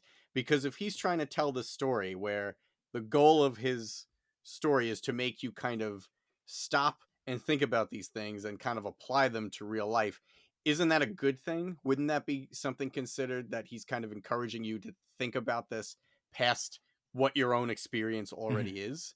So, I think yeah, so I think there's two things happening here. So to talk about the exploitative nature of it, right? So if I, as a as a like a white man, right? Cisgender, generally heteronormative, but not exactly heteronormative. It's tough. It's tough because I have some minority groups in my identity, so it's tough for me to use myself as an analogy. But I want to use myself. Stay away from using somebody else. mhm, So if I use myself as the analogy, I am not in a position to write a story about, like, let's say that I write a movie about the experiences of a gay black man in Texas in sure, the 1960s, sure, right? okay. Who the hell am I to write that? Now, I can do my research hmm and I can talk to people and hmm I can get as real a picture of that as possible, but I am, instead of writing something that would be authentic to my lived experience, and when we talk about things that are meant to be, I think I'll use the term illuminating, right? Because I think that's kind of what we're getting at, is that something that like brings light to an issue, or to a lived experience, right? hmm Um, I think it's really important for those types of stories to come from places of authenticity. I so if I were, no matter how much work I do to make sure that my story is as accurate and authentic as possible, it is always going to come from a tarnished place, because rather than tell my own story, I said, well, that person's story is something that I can sell, right? Because at Okay. the end of the day, this stuff is commerce, Sure. right? Yeah, that's fair. That's I fair. made a decision at some point, whether it was for the right reason or the wrong reason, that my story that I have to tell about my lived experience isn't commercial enough. But that Sure. story Okay. about that gay black man in 1960s Texas is commercially viable. So I'm going to spend my time researching and then writing that story. Um, I think, like, so that's an extreme example of what an exploitative No, that's valid. narrative That's would be, valid. right? There's a level of, I guess, dishonesty in it. Yeah. Okay. Yeah, exactly. So, um whereas what I should do, and what I try and do with Thunderquack, is to take a position of privilege that I have, right? Um in this example, so like, I have had the opportunity to do things with podcasting and go places that have then turned around into success for podcasting, right? And I won't say that the fact that I'm a present as a cis het white male, I that has given me incredible privilege to be able to do a lot of the things that I get to do. Mm. Um, and so I have then turned around and tried to then, give a platform to other people with Thunderquack that is more diverse than my own perspective, right? And that's an important part of Thunderquack. That's an important part of like my goals with it. And it is limited to my circle. It is limited to the people that I have access to. But I have had opportunities to bring in voices that don't fit my own in order to expand the type of content and the sort of the subject matter and stuff like that we can cover on Thunderquack. So um like that's what you should do when you're in a position of privilege and you've got some authority and a little bit of opportunity to throw around, is that you go like, okay, well, let's grab some other people so that we can bring these other people in and have a broader experience represented in a story. I don't think that has happened with David Cage's stuff. I think that Mm. he puts himself front and center because he's an egomaniac. Like these Okay. are the things that I know about the guy, is that like, because it's not just about the content, it's also about the way that he runs his studio. Mm. And he is very much about putting himself at the center of every decision, um and so then when he has said some things that have been troubling about the LGBTQ community, um I think that then calls into question the decisions that he makes and Sure. who Okay. he hires and the environment at Quantic Dream, that then is going to go into, I think in particular here, because it is a story that's set in the High Republic. Star Wars Eclipse is then like in weird territory, because the High Republic has been criticized by, you remember those right wing extremists that we were talking about earlier in this episode. um they have been very critical of the High Republic because the High Republic has a lot of inclusivity in its mission statement. Like that was one of the things that they sought to do, both in terms of the characters that were represented in the stories, but also the voices behind them, right? So the writers and artists and creatives putting themselves into that work. So like that's been a major part of the High Republic, and LGBTQ IA plus, right? Inclusivity has been a big part of the High Republic. So um I think that mixed with David Cage makes for a very difficult proposition Sure. for this game. Mm. And so like just that whole aspect of it, I yeah, it makes it really tough. Sorry, I had another point that I was going to make and I've forgotten what it was about. So I it was mean, like sort of like that exploitation I thing. mean, But you for the most part, I mean, kind of articulated everything. Plus, I also didn't really know anything about him as a person, so the yeah, fact that the general consent. I mean, look, I try very hard to not reduce people to what the internet says about them, because yeah, everybody is a complex human being, right? But like sometimes where there's smoke there's fire, right? Sometimes a cigar is just a cigar. If somebody's behavior is constantly, you know, questionable and in the limelight for the wrong reasons, yeah, chances are they're not the type of person that you are going to be, well, you and I would be interested in kind of supporting. yeah. um I I didn't think know this is, anything about this yeah. guy, so this is all kind of news to me. I'm glad we talked about it. Um, it's so hard, man, to keep up with all, because like I feel like Oh, it's impossible. anytime I hear there's drama now, because I'm just so burnt out on. It feels like there's an issue with everything, and I don't Yep. mean that from a political, like I don't mean that, like, you know what I'm saying? Like it's just like No, everything has yeah. something exhausting attached to it. No, you're absolutely right. And it's difficult. And that's why I said at the outset of this that I think that it's really important on both sides of this argument to Yeah. just let people make their own choices and what they're comfortable with, and to be respectful of that, right? So that is Yeah. both the people who are going to boycott this game as well as the people who are going to play it. It is not as cut and dry as what I talked about with the J.K. Rowling stuff. That to me is very, very clear. This game, Star Wars Eclipse in particular, is, I think, in a very murky place. We don't know very much about it. We don't know what the story is. We don't know what the content of it is. I will probably hold back and wait and see what the reviews say about it, and see what people have to say about the content of it before I make a decision about whether or not I'm going to play it. Mm-hmm. I have really, really enjoyed Quantic Dreams games. I think that they're really, really great narrative based games. I have a lot of bad feelings about the fact that I've supported that company in the past as well. So, knowing what I know now about David Cage, right? Because we didn't really know this stuff at the time that these games were coming out. Sort of like it was in the wake of Detroit Become Human Mm-hmm. that I think a lot of this stuff happened. And so all of a sudden everybody was like, oh, this guy's no good. His, like, the way he runs his studio, like, there was sort of like a big to do about it, right? But I think that what applies to David Cage in particular is a phrase that I think Marie Claire is fond of using, which is, when people tell you who they are, believe them. Yeah. No, and that's a good one. and that's one of those things where it's like, he can come out and he can apologize all he wants, but his behavior and the words that have come out of his mouth tell you a lot about who this guy is Mm-hmm. and what he believes in.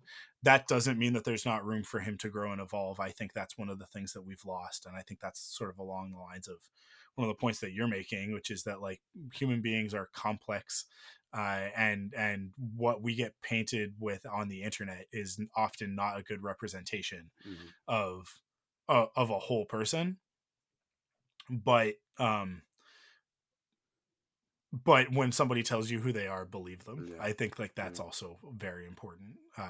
So it's one of those things of, like, people's opinions are not as important to me as the actions and behavior Yeah. of Yeah. Of course. the individual themselves, and then I'll form my own opinion. So, because I know that there are a lot of people who have very, very strong opinions about supporting Star Wars Eclipse, people in the Star Wars fandom, people whose opinions I respect greatly, and who I hope respect my opinions. Like, I want them to see me as on the right side of these sorts of things, because I believe that they are often on the right side of these things. But um, but at the same time, I know that there's also a lot of sort of like, militant attitude towards these things that I think is counterproductive. I don't Yeah. think that it's helpful, and I think that vilifying people for not knowing better is I mean, what we have seen. Man, there's a theme running through this episode this week. Look. I I think that we have seen that all that does is radicalize in the wrong direction. It's I because when the left goes after people for not being exactly what you're saying, it's like, it's so hard to know all of these things that we're supposed to be upset about, all of these things that we're supposed to be outraged about. It's impossible to be up on all of it, right? And the best that we can do is move through this world with good intention, and to correct our behavior when we learn new information, Mm-hmm. right? Like, that to me, like, that's how I try and do stuff. Yeah. Of course. um and That's how I people and grow, right? Like yeah, that's how and anyone grows. it's what I expect of everybody else around me, right? The people that I associate with. So, um as long as people are staying on that straight and narrow, I am not about to, like, light anybody up. But um but the second that somebody shows their true colors, like, I'm done. Like, I have very little patience for it. So, I Let me yeah, and ask there's you, been, yeah, what is your opinion? Because I think we agree. If someone kind of reveals themselves to be someone that we don't want to support, yeah, whether it's financially or whatever, like we've just decided, okay, this person's opinions and actions don't really line up with mine, so I've decided that I want to kind of separate myself from them. that's pretty obvious. But Mhm.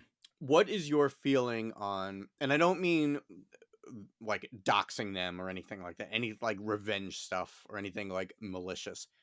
What is your opinion on cancel culture in terms of like, well, now this person's you know, financial well-being is kind of in jeopardy. Yeah. So, you know, you mentioned before, a lot of the times what it does is it radicalizes that person even more, and they kind of like dig in even deeper. Again, like, you shouldn't no one should have to support anyone that they don't, agree with. But at the same time, the situation now is putting that person in a, oftentimes putting them in a position of, well, now I can't feed my family and I have to, you have to figure something out. Now there's all this uncertainty on their well-being, on people who depend on them, who it might not be their fault that they're in that position, and now their Mhm. well-being is in jeopardy. What is your feeling on that as a whole? Is there a solution? Is there a better solution than, okay, the Gina Carreras of the world we'll just fire them and ban them from Disney stuff? I mean, I don't know how Yeah. much that might be a bad example, because I don't know how much her career actually suffered since leaving Disney, because I know she garnered a lot of support from the people who were in her corner. Yeah. Um, I think you get what I'm asking, though. Like, Yeah.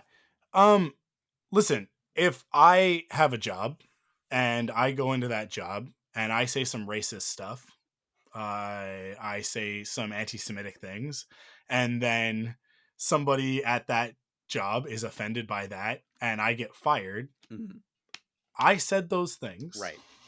I did that stuff. Hmm. Um, that applies directly to the Gina Carano thing, because that is what happened. Hmm.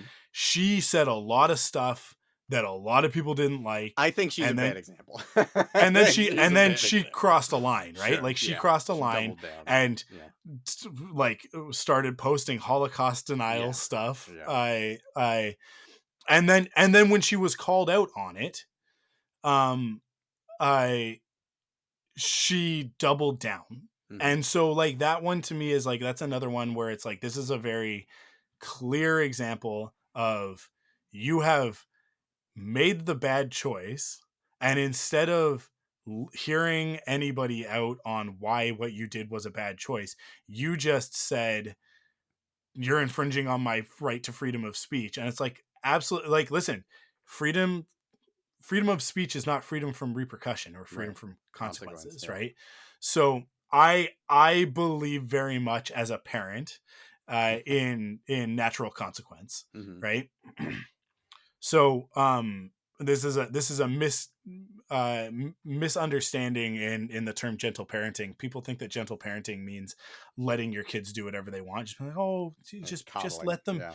yeah, let them be. No, that's bad parenting. That's what we call that, bad parenting. That's just being a bad parent. Gentle parenting is, does have consequences, and it's, instead of punishment, it's consequence, right? So Hmm. a punishment is, you misbehaved, you didn't follow the rules, and now I spank you, right? Like that, like one has nothing to do with the other, right? Like, you spilled something on the floor and now I punish you physically, right? um like these two things do not match up. But you spilled something all over the carpet in the living room, you are no longer allowed to have juice while you watch TV. Hmm. That's a natural consequence, Sure. right? And so like when I parent, that is like, that's the perspective that I parent from. When and I tell them all the time, it's like, listen, if you guys don't shape up, there's going to be a consequence from this, and that consequence might be no TV. It might be like a million things, right? We're not going to go do that thing that we wanted to go do. I might take something away, right? But you have to set that up in advance. If that's what's going to happen, they have to know the expectation. But then, like, if it is directly related to an action, right? Like, you've done something, you've now done this 3 times, this thing that I told you not to do. Now I take away the opportunity for you to do it in the first place, Hmm. right? Because it's something that you wanted. I see what is called cancel culture very often as natural consequence, which is you repeatedly mouthed off about something and now nobody wants to work with you. Mm-hmm. Well, like that's on you, right? Um it is tough when there are other people involved. So when it's something like a studio, somebody who runs a studio, and it's like, well, we want to punish this person who runs the studio. Um that's very difficult. That's very difficult. Mm-hmm. So that's why the Quantic Dream thing is murky, as opposed to the J.K. Rowling thing, which is like she writes a Sure. book, she puts Yeah. a book out. I'm not going to support that book, right? Um, that's very easy, right? But yeah, I don't know. It's tough because it's like David Zaslav is not a good person, and he is in charge of WB Discovery, right? Like or whatever that company is called now. And so me supporting anything DC is me supporting him as the head of that multinational omni global megacorp. Mm-hmm. Um, but also like there are people at DC whose you know voices and opinions and stuff I do support and I mean like James Gunn is now in charge of DC, right? And like I want to support the movies that he's going to make. Well, isn't he Um also kind of like the perfect example where he said, "Yeah, I yeah, said some stuff when I was younger. I tried to I have tried to do better since then. I was wrong to yeah. say those things back then." Bingo, And right? And it's and and look at what has happened. And this is like that's exactly the argument against cancel culture as a thing, which is that like James Gunn was not canceled. He there was a moment there where there was a problem, and unfortunately, um executives are legally beholden to their shareholders. mm, And when shareholders say do a thing, especially majority shareholders, actions have to happen at a certain point, right? Because like if I have a certain stake in a company, then my voice is legally more important than another person's. Um, but what happened with that is that public sentiment outweighed the voice of the shareholder, mm, to the degree that the executive management of Disney was then required to reevaluate their decision. And so James Gunn got to come back and make Guardians 3, right? I and so I think that I like the door swings both ways. Um, I love it when you so talk nerdy to me. I I think that as long as we remember that you know, like Sure. Yeah. I think it's very important to remember that we wield a lot of power Mm, as consumers. It's important to remember that because when they tell us that they're going to do something and we don't think that that's a good thing, we have the power to change that. It also means when we all decide to destroy somebody's career, we can do that. And with great power comes great responsibility, right? mm, And not everybody respects that fact, and not everybody acknowledges that. And I think that you get a lot of people online who think that their Twitter account is just a Twitter account, and so they say whatever they feel like saying, and they don't think that there are any consequences, because really there aren't these days.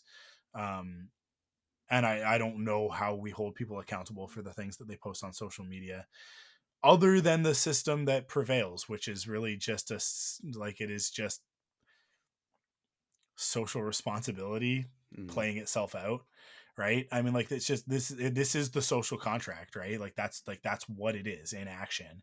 um and I think what you see when people are criticizing cancel culture is you see people who are often afraid of the consequences of their actions. I mean, many of the people who have Yeah, come out sure.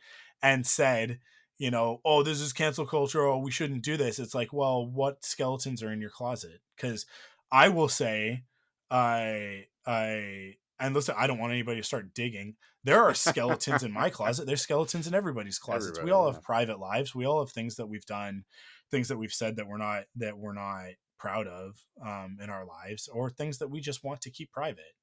Um, and I don't think that anybody's private life should be like exposed or, you know, brought to light simply for the fact that, you know, we don't like them.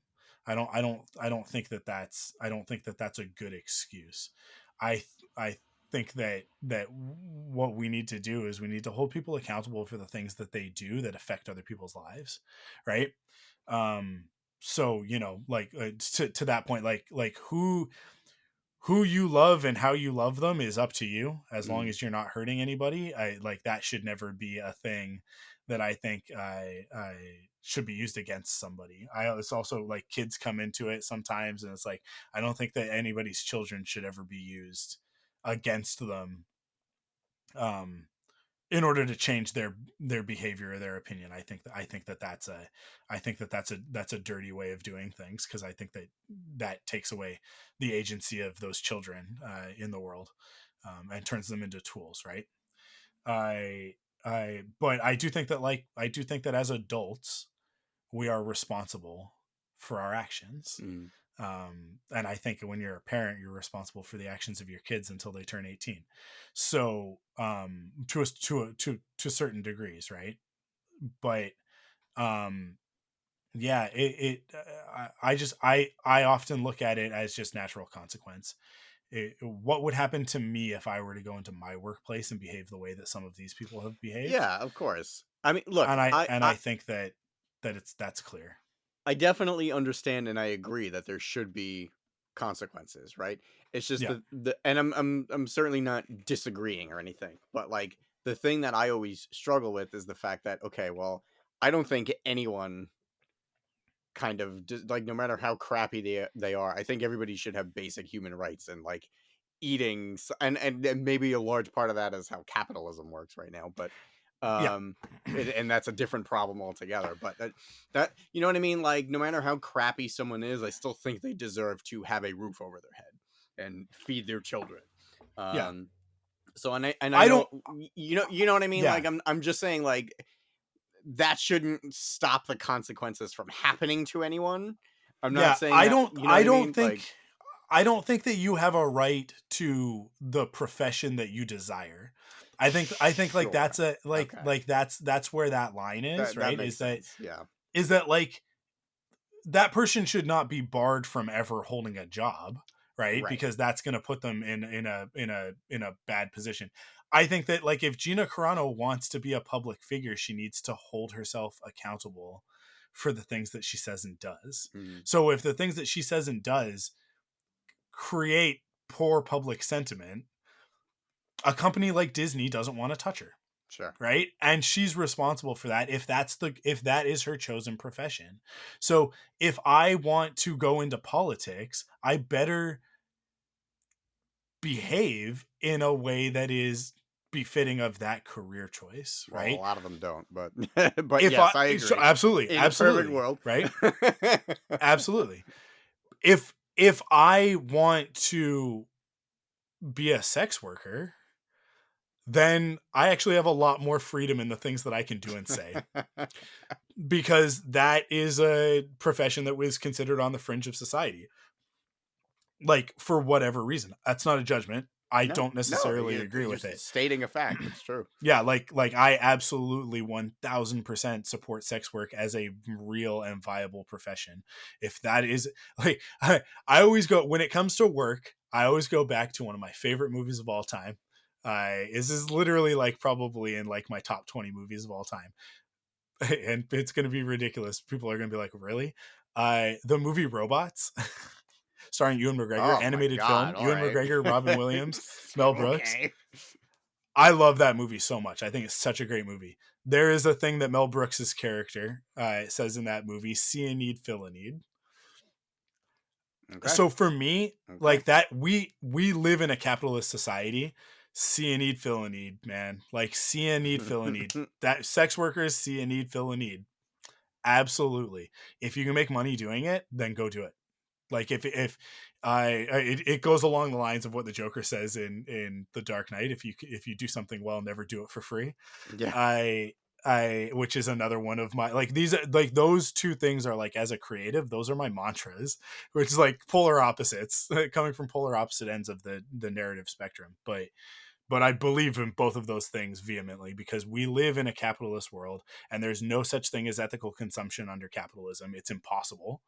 I mean, like, the clothes that you are wearing only exist because other people are subjugated, and like that's just, it is an unfortunate consequence of the system under which you and I happen to have a lot of privilege and thrive. Mm, It sucks. yeah. It sucks. So, like, I think you got there on your own, but just to put a finer point on it, your problem with cancel culture is not cancel culture or natural consequences or morality. None of that is what you're taking issue with. Your conflict, and the reason why you're having a conflict with it and trying to figure out where you stand on this stuff, your conflict is with capitalism, I right? guess so. It certainly feels that way.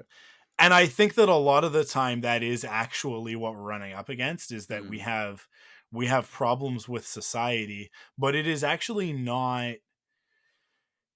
um I think, from the left wing perspective, which I think you and I are both on the left leaning side of mm, things.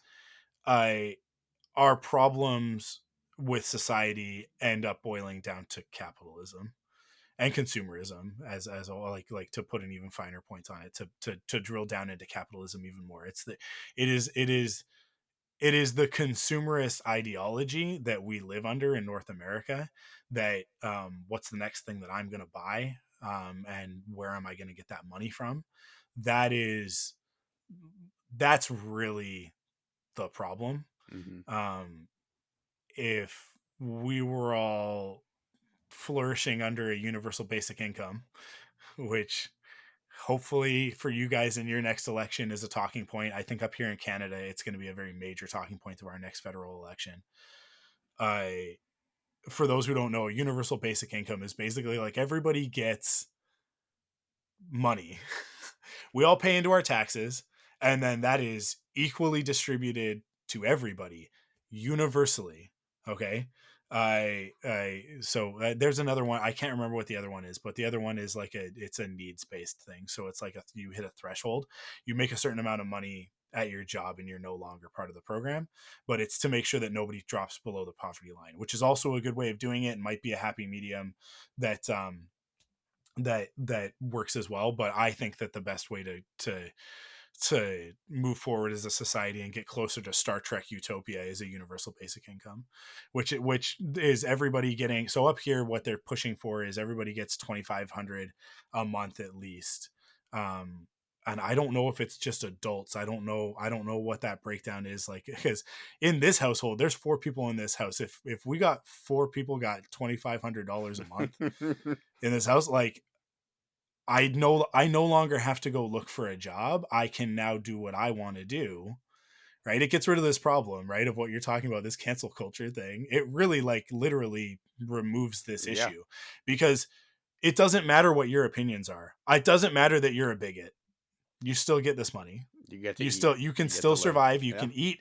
You can pay. So now, hey, guess what you can do now? Now you can devote yourself to making the world a better place. Now, everybody's going to have a different idea of what that looks like. But if more people are able to devote themselves to that, I think if we're able to no longer have to worry about where our food is coming from, we can turn around and we can look inwards. We can go to therapy.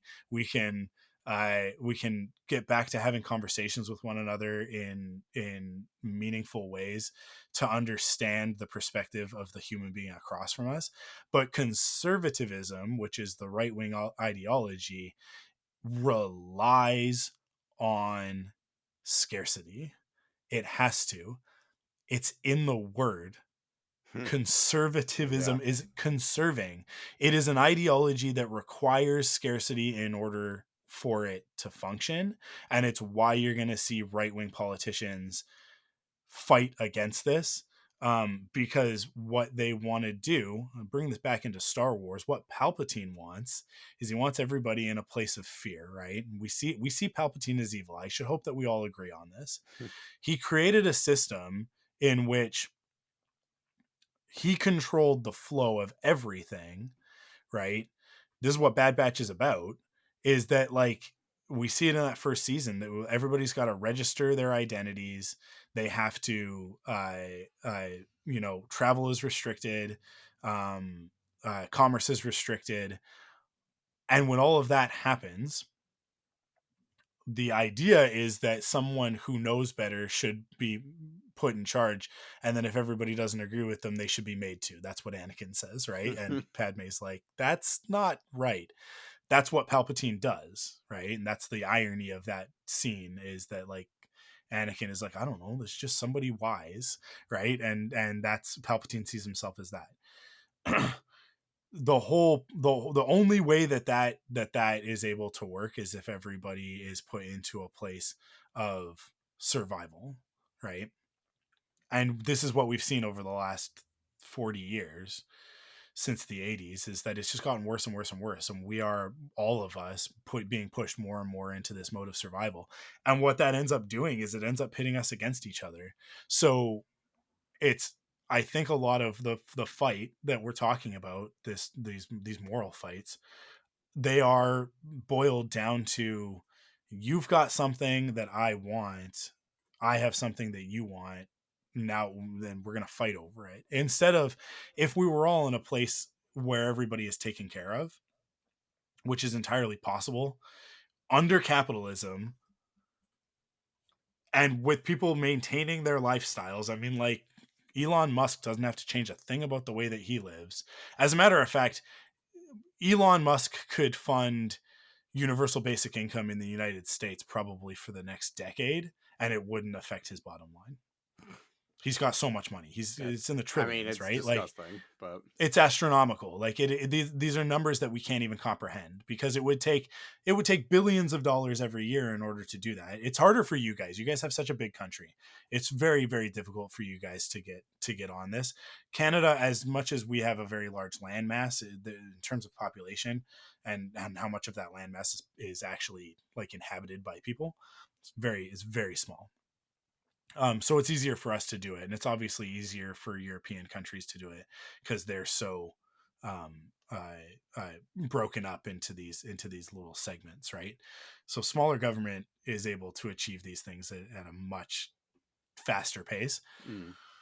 But the amount of money that comes out of North America, there is absolutely economically the ability to do it. It just requires taxation. It requires appropriate, reasonable taxation of people who are making billions and trillions of dollars, so that everybody can live in a place where there is no poverty, right? If everybody's got this, everybody has the other part of this is, access to healthcare, access to and healthcare being expanded not just to, emergent medical care, but also to dental care and mental health, which is a problem that we have up here.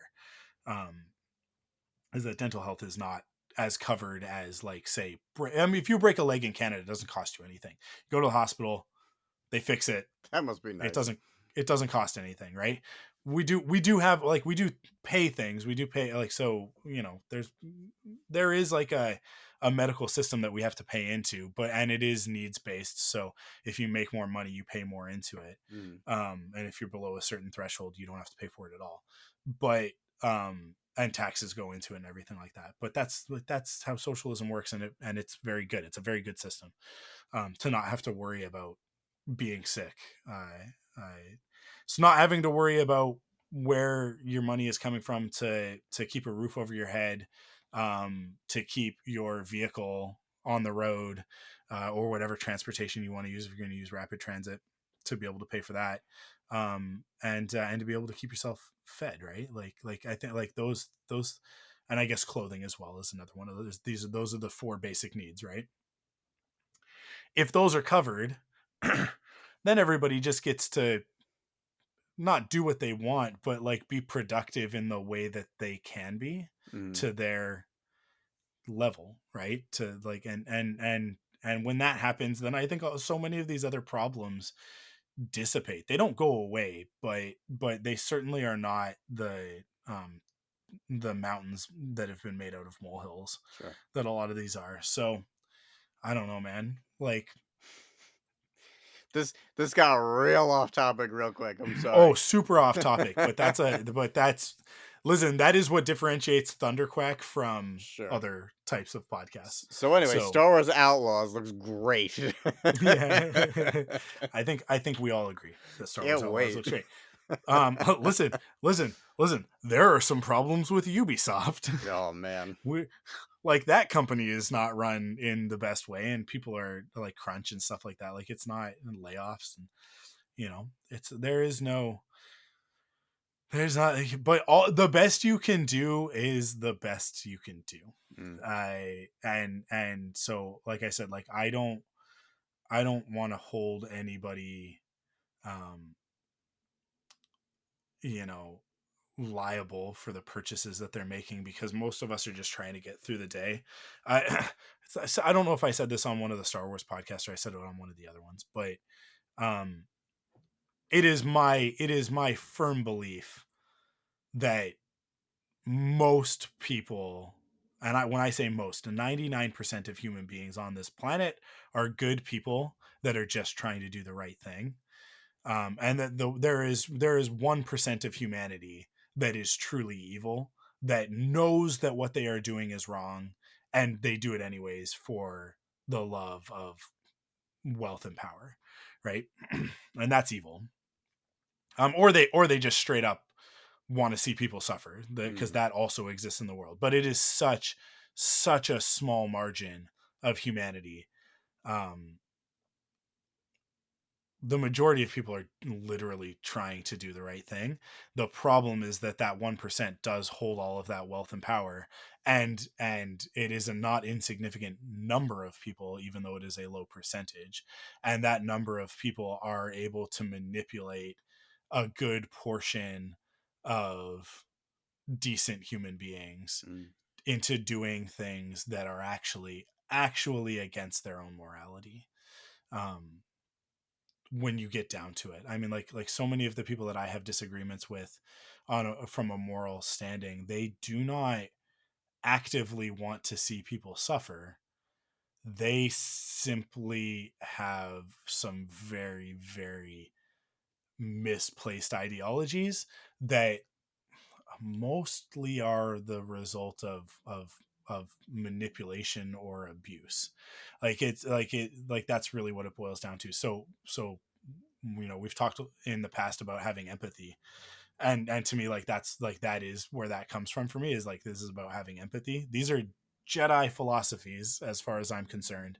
Is what Obi-Wan says in Return of the Jedi: many of the truths we cling to great depend greatly on our own point of view. Mm. That is him expressing an ideology of empathy. um Although he's kind of manipulating Luke a little bit when he says it, but Yeah. but it but the core of it, where Obi-Wan is coming from, and the core of that is a core ideology of empathy, of seeking to understand where another person is coming from. And that when he said those things to Luke, he did not say them with malicious intent, but instead in trying to shelter Luke, save Luke from a difficult truth, right? Um, which I think goes to my point. Like, I think that a lot of the ideologies that people grow up with, they are coming from places that uh, are not there. There's not ill intent, Like, I don't think that fundamental Christianity, uh, uh, We're a product of our evangelicalism, environment, right? yeah, I think that those fundamentalist ideologies have come out of people trying to do the right thing. They are unfortunately looking at a you know 2 to 5,000 year old text, and misinterpreting some of the things that are written in there, Mm. and not using critical thinking because they've not been taught I critical thinking. I think a lot of that is You know, also the people who are in positions of power of Yep. that use that, like, that's like you said, that's it's they use that manipulation Yeah. to kind of uh I mean, really, what's the one of the biggest motivators in anyone's life is fear, right? Yeah. So people are afraid, and here's this person who is in a position of power who seems to have all the answers. Oh, okay. That's kind of how like cults happen. Yeah. Well, So, and George's narrative, the one that he created, and this is where the sequels fall so short. This is why they fall short. This is why they don't resonate. This is why you have a problem with them. Because as bad as the prequels can be at times, narratively, what George is drawing on is true and real, mm, right? Um and so like you can look at Star Wars and it is such a clear analogy for everything that we just talked about in this last 45 minutes. Palpatine is one man. He is one man in a galaxy of trillions, probably, right? Like looking at all of the planets and the inhabitants of those planets. I mean, trillions, quintillions, maybe. I don't know, right? Like he is one single man that decides the fate and outcome of an entire galaxy and creates a system under which evil is able to flourish, not because those men are necessarily evil. How many stories do we have in Star Wars of defectors who, when they are pushed to a certain point, realize actually it's the Empire that's evil? These are the bad guys, right? And eventually the whole galaxy comes to wake up to it. But one of the great things that's been in the Mandoverse that I think that has been resonant is this idea that the people with wealth and power are actually reluctant to change that structure. That's the New Republic is just a new empire, right? For mhm, the majority of those rich people, it stays exactly the same. You like that, and that is all springing out of George's narrative in the prequels, which is laid by the groundwork in the original trilogy of what the Senate was and what Palpatine as an emperor did to the Republic, right? It is all there in the subtext of the original trilogy, and then he just makes it the text in the prequels. Um, and that is very, very good storytelling in the prequels, because like it really shows us what the pitfall of giving that much power to one person is. um and if especially if that one person turns out to be evil, which they probably will, because that's why they went after that power in the first place, right. because most decent people don't seek out that much authority. Most decent people look at that authority and go, not me, not me. I'm not the person. We have humility, right? Most of us have the humility to say, when we're presented with positions of power and authority, we go, ooh, that's actually kind of scary. Like it's scary to have that much responsibility, right? I think that's how most of us react to that sort of thing. But then those people who are mostly sociopaths, um, they yeah. I mean, like it's like to be president of the United States, you have to be an egomaniac. Mm, You have to.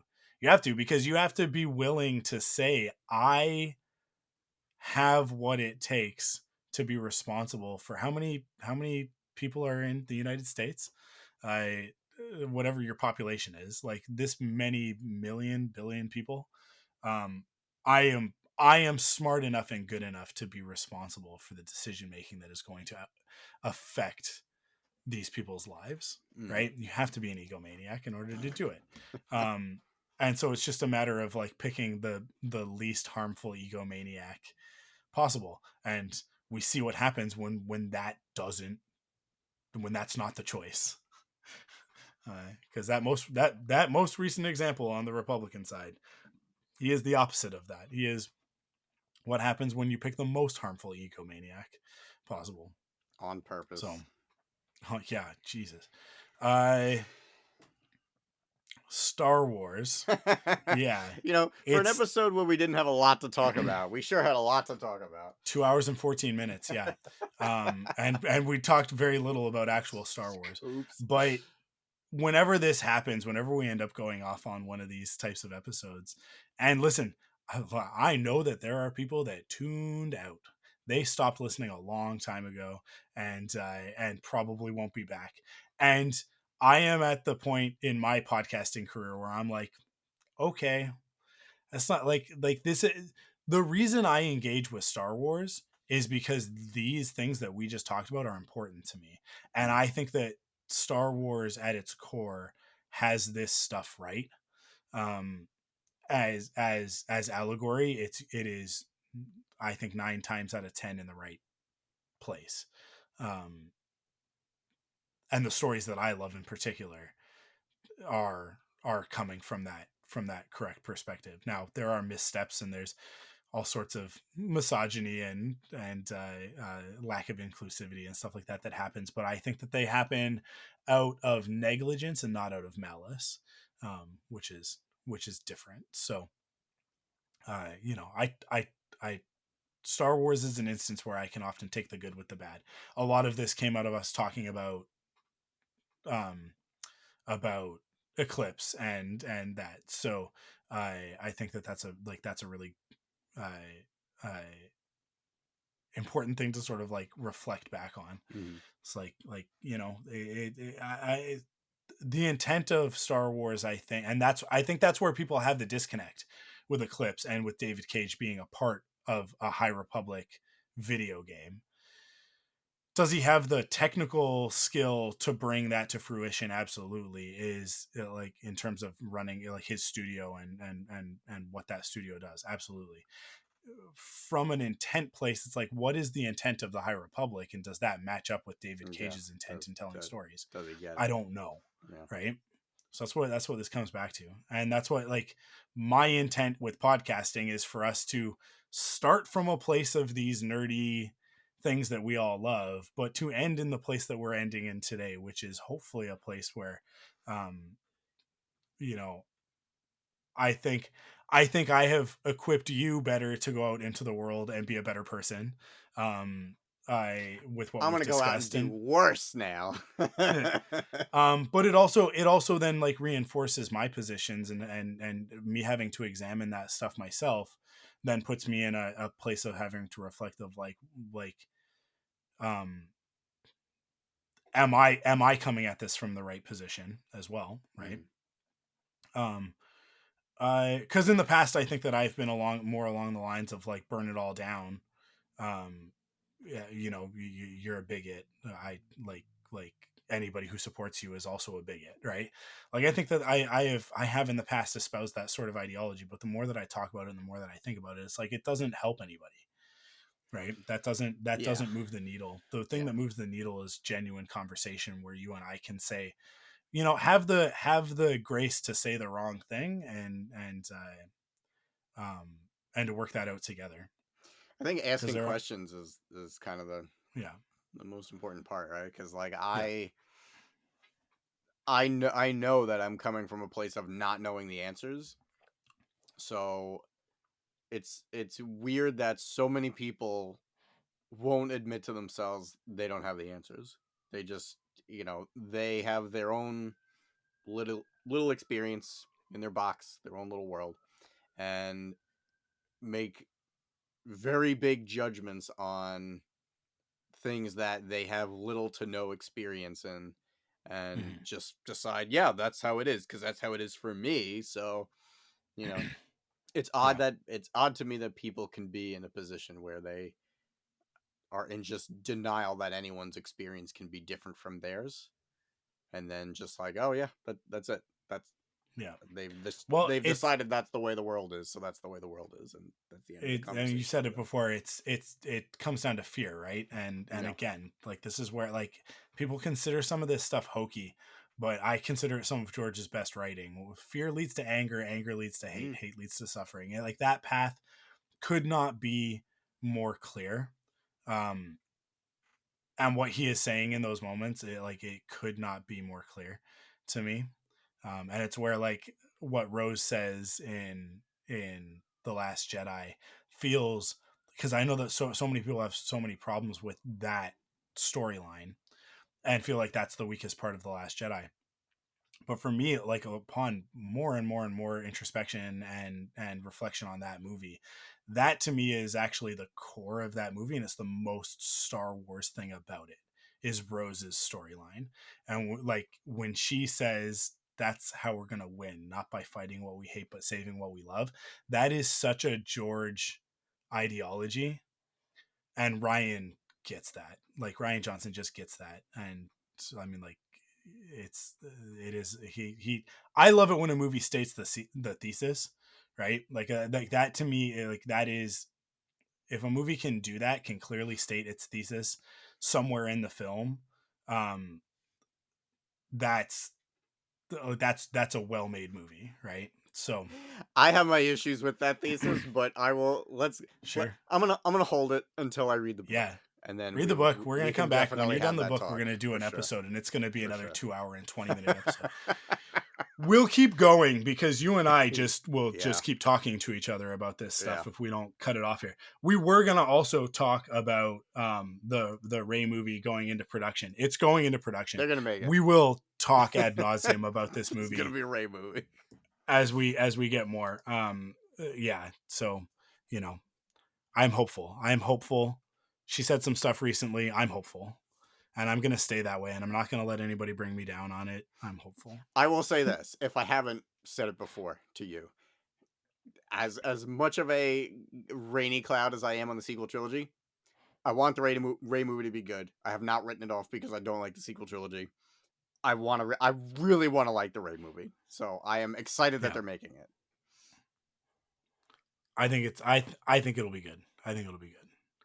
My hope for it is that it can please as many people as possible. It's not going to please everybody because it is going to be a movie centered around Ray. I mean, that's So Star Wars you're already as a yeah, whole for the last yeah, since '77, right? Every Star Wars movie loses people and gains people.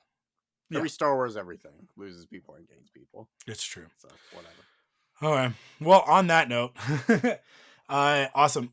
Thank you, Joe, for this incredibly tangent filled and but I think very worthwhile episode of Forced Perspectives. Listen, it's in the title, okay? Uh, Perspective. I thank you guys for listening. If you listened all the way through this, all 2.5 hours of us talking about this and at times rambling about morality, then thank you so much. If you want to get episodes like this early, you can do that by heading over to patreon.com/thunderquack and supporting us over there. You'll also get a bunch of other awesome stuff. You'll get early episodes of Perfect 10. You will also get the companion show to Perfect 10, the Perfect 10 Pop Quiz, which is a trivia show that our friend Tim Dipple does over there, which is a lot of fun. And and you'll get whatever this other podcast we're doing, the Thunderquack podcast after the fact, whatever it's called. You'll get those episodes early as well, and you get exclusive episodes if you enjoyed me talking at length, because I think Joe talked for a sum total of 30 minutes on this episode, maybe even More if than that. ever, though, I would argue. Yeah. If you enjoyed listening to me talk for almost 2 hours straight, I do a podcast, an exclusive podcast that's just for Patreon supporters called Off the Record. That I was previously coming out every other week, but now will be coming out once a month. Because we're doing that other Thunderquack podcast thing. But that is also like, that's an exclusive to Patreon supporters. So, $5 a month gets you all of that.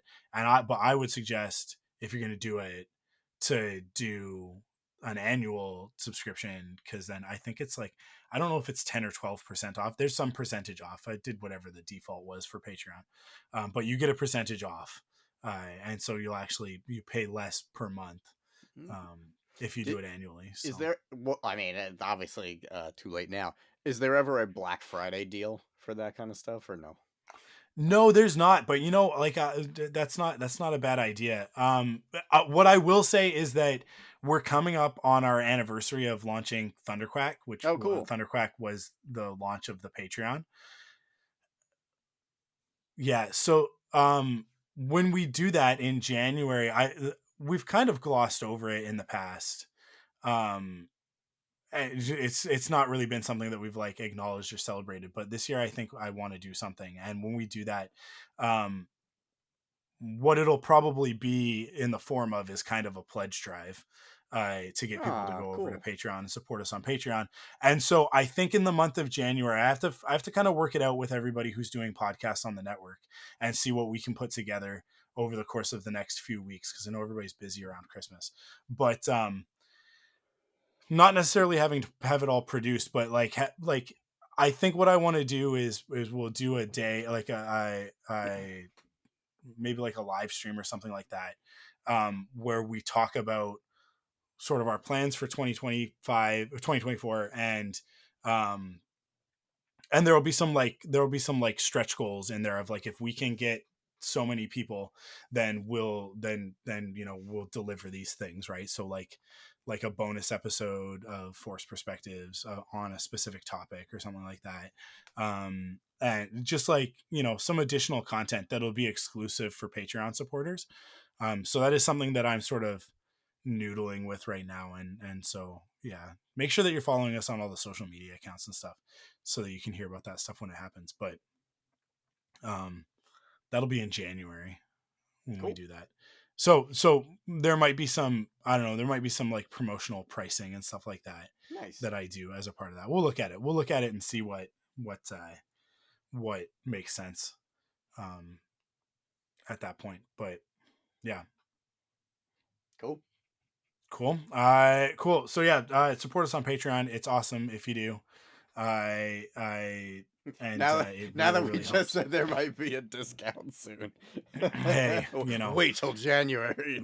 I think what it'll end up being is because for people who are already supporting, it's like, well, if you like increase your pledge or Okay, do cool. I don't know, I have to look at it logistically of like what makes sense and Mhm. what is possible to do through Patreon. Because we kind of have a one tier system now. We don't really have Okay. multiple tiers. It's kind of like $5 gets you everything Oh, in nice. Okay. perpetuity.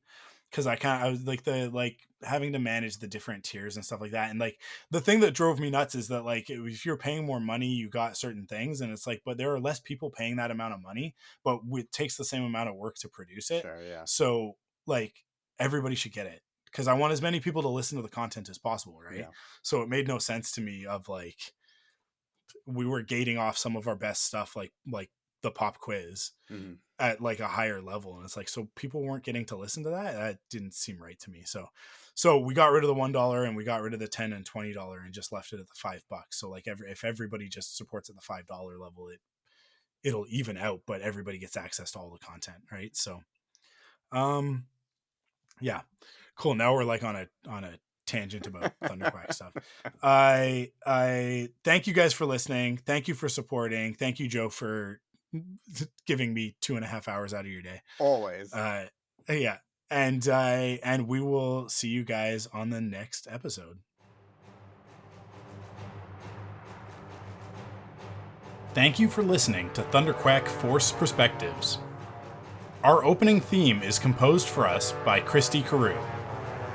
Follow Force Perspectives on Twitter, Instagram, and Facebook at ForcePOV. And join us on Discord at thunderquack.com/Discord. Support the show by visiting us at patreon.com/thunderquack to get early access to episodes, leave a rating and review on your favorite podcast service, or buy merch at store.thunderquack.com. Force Perspectives is a part of the Thunderquack Podcast Network.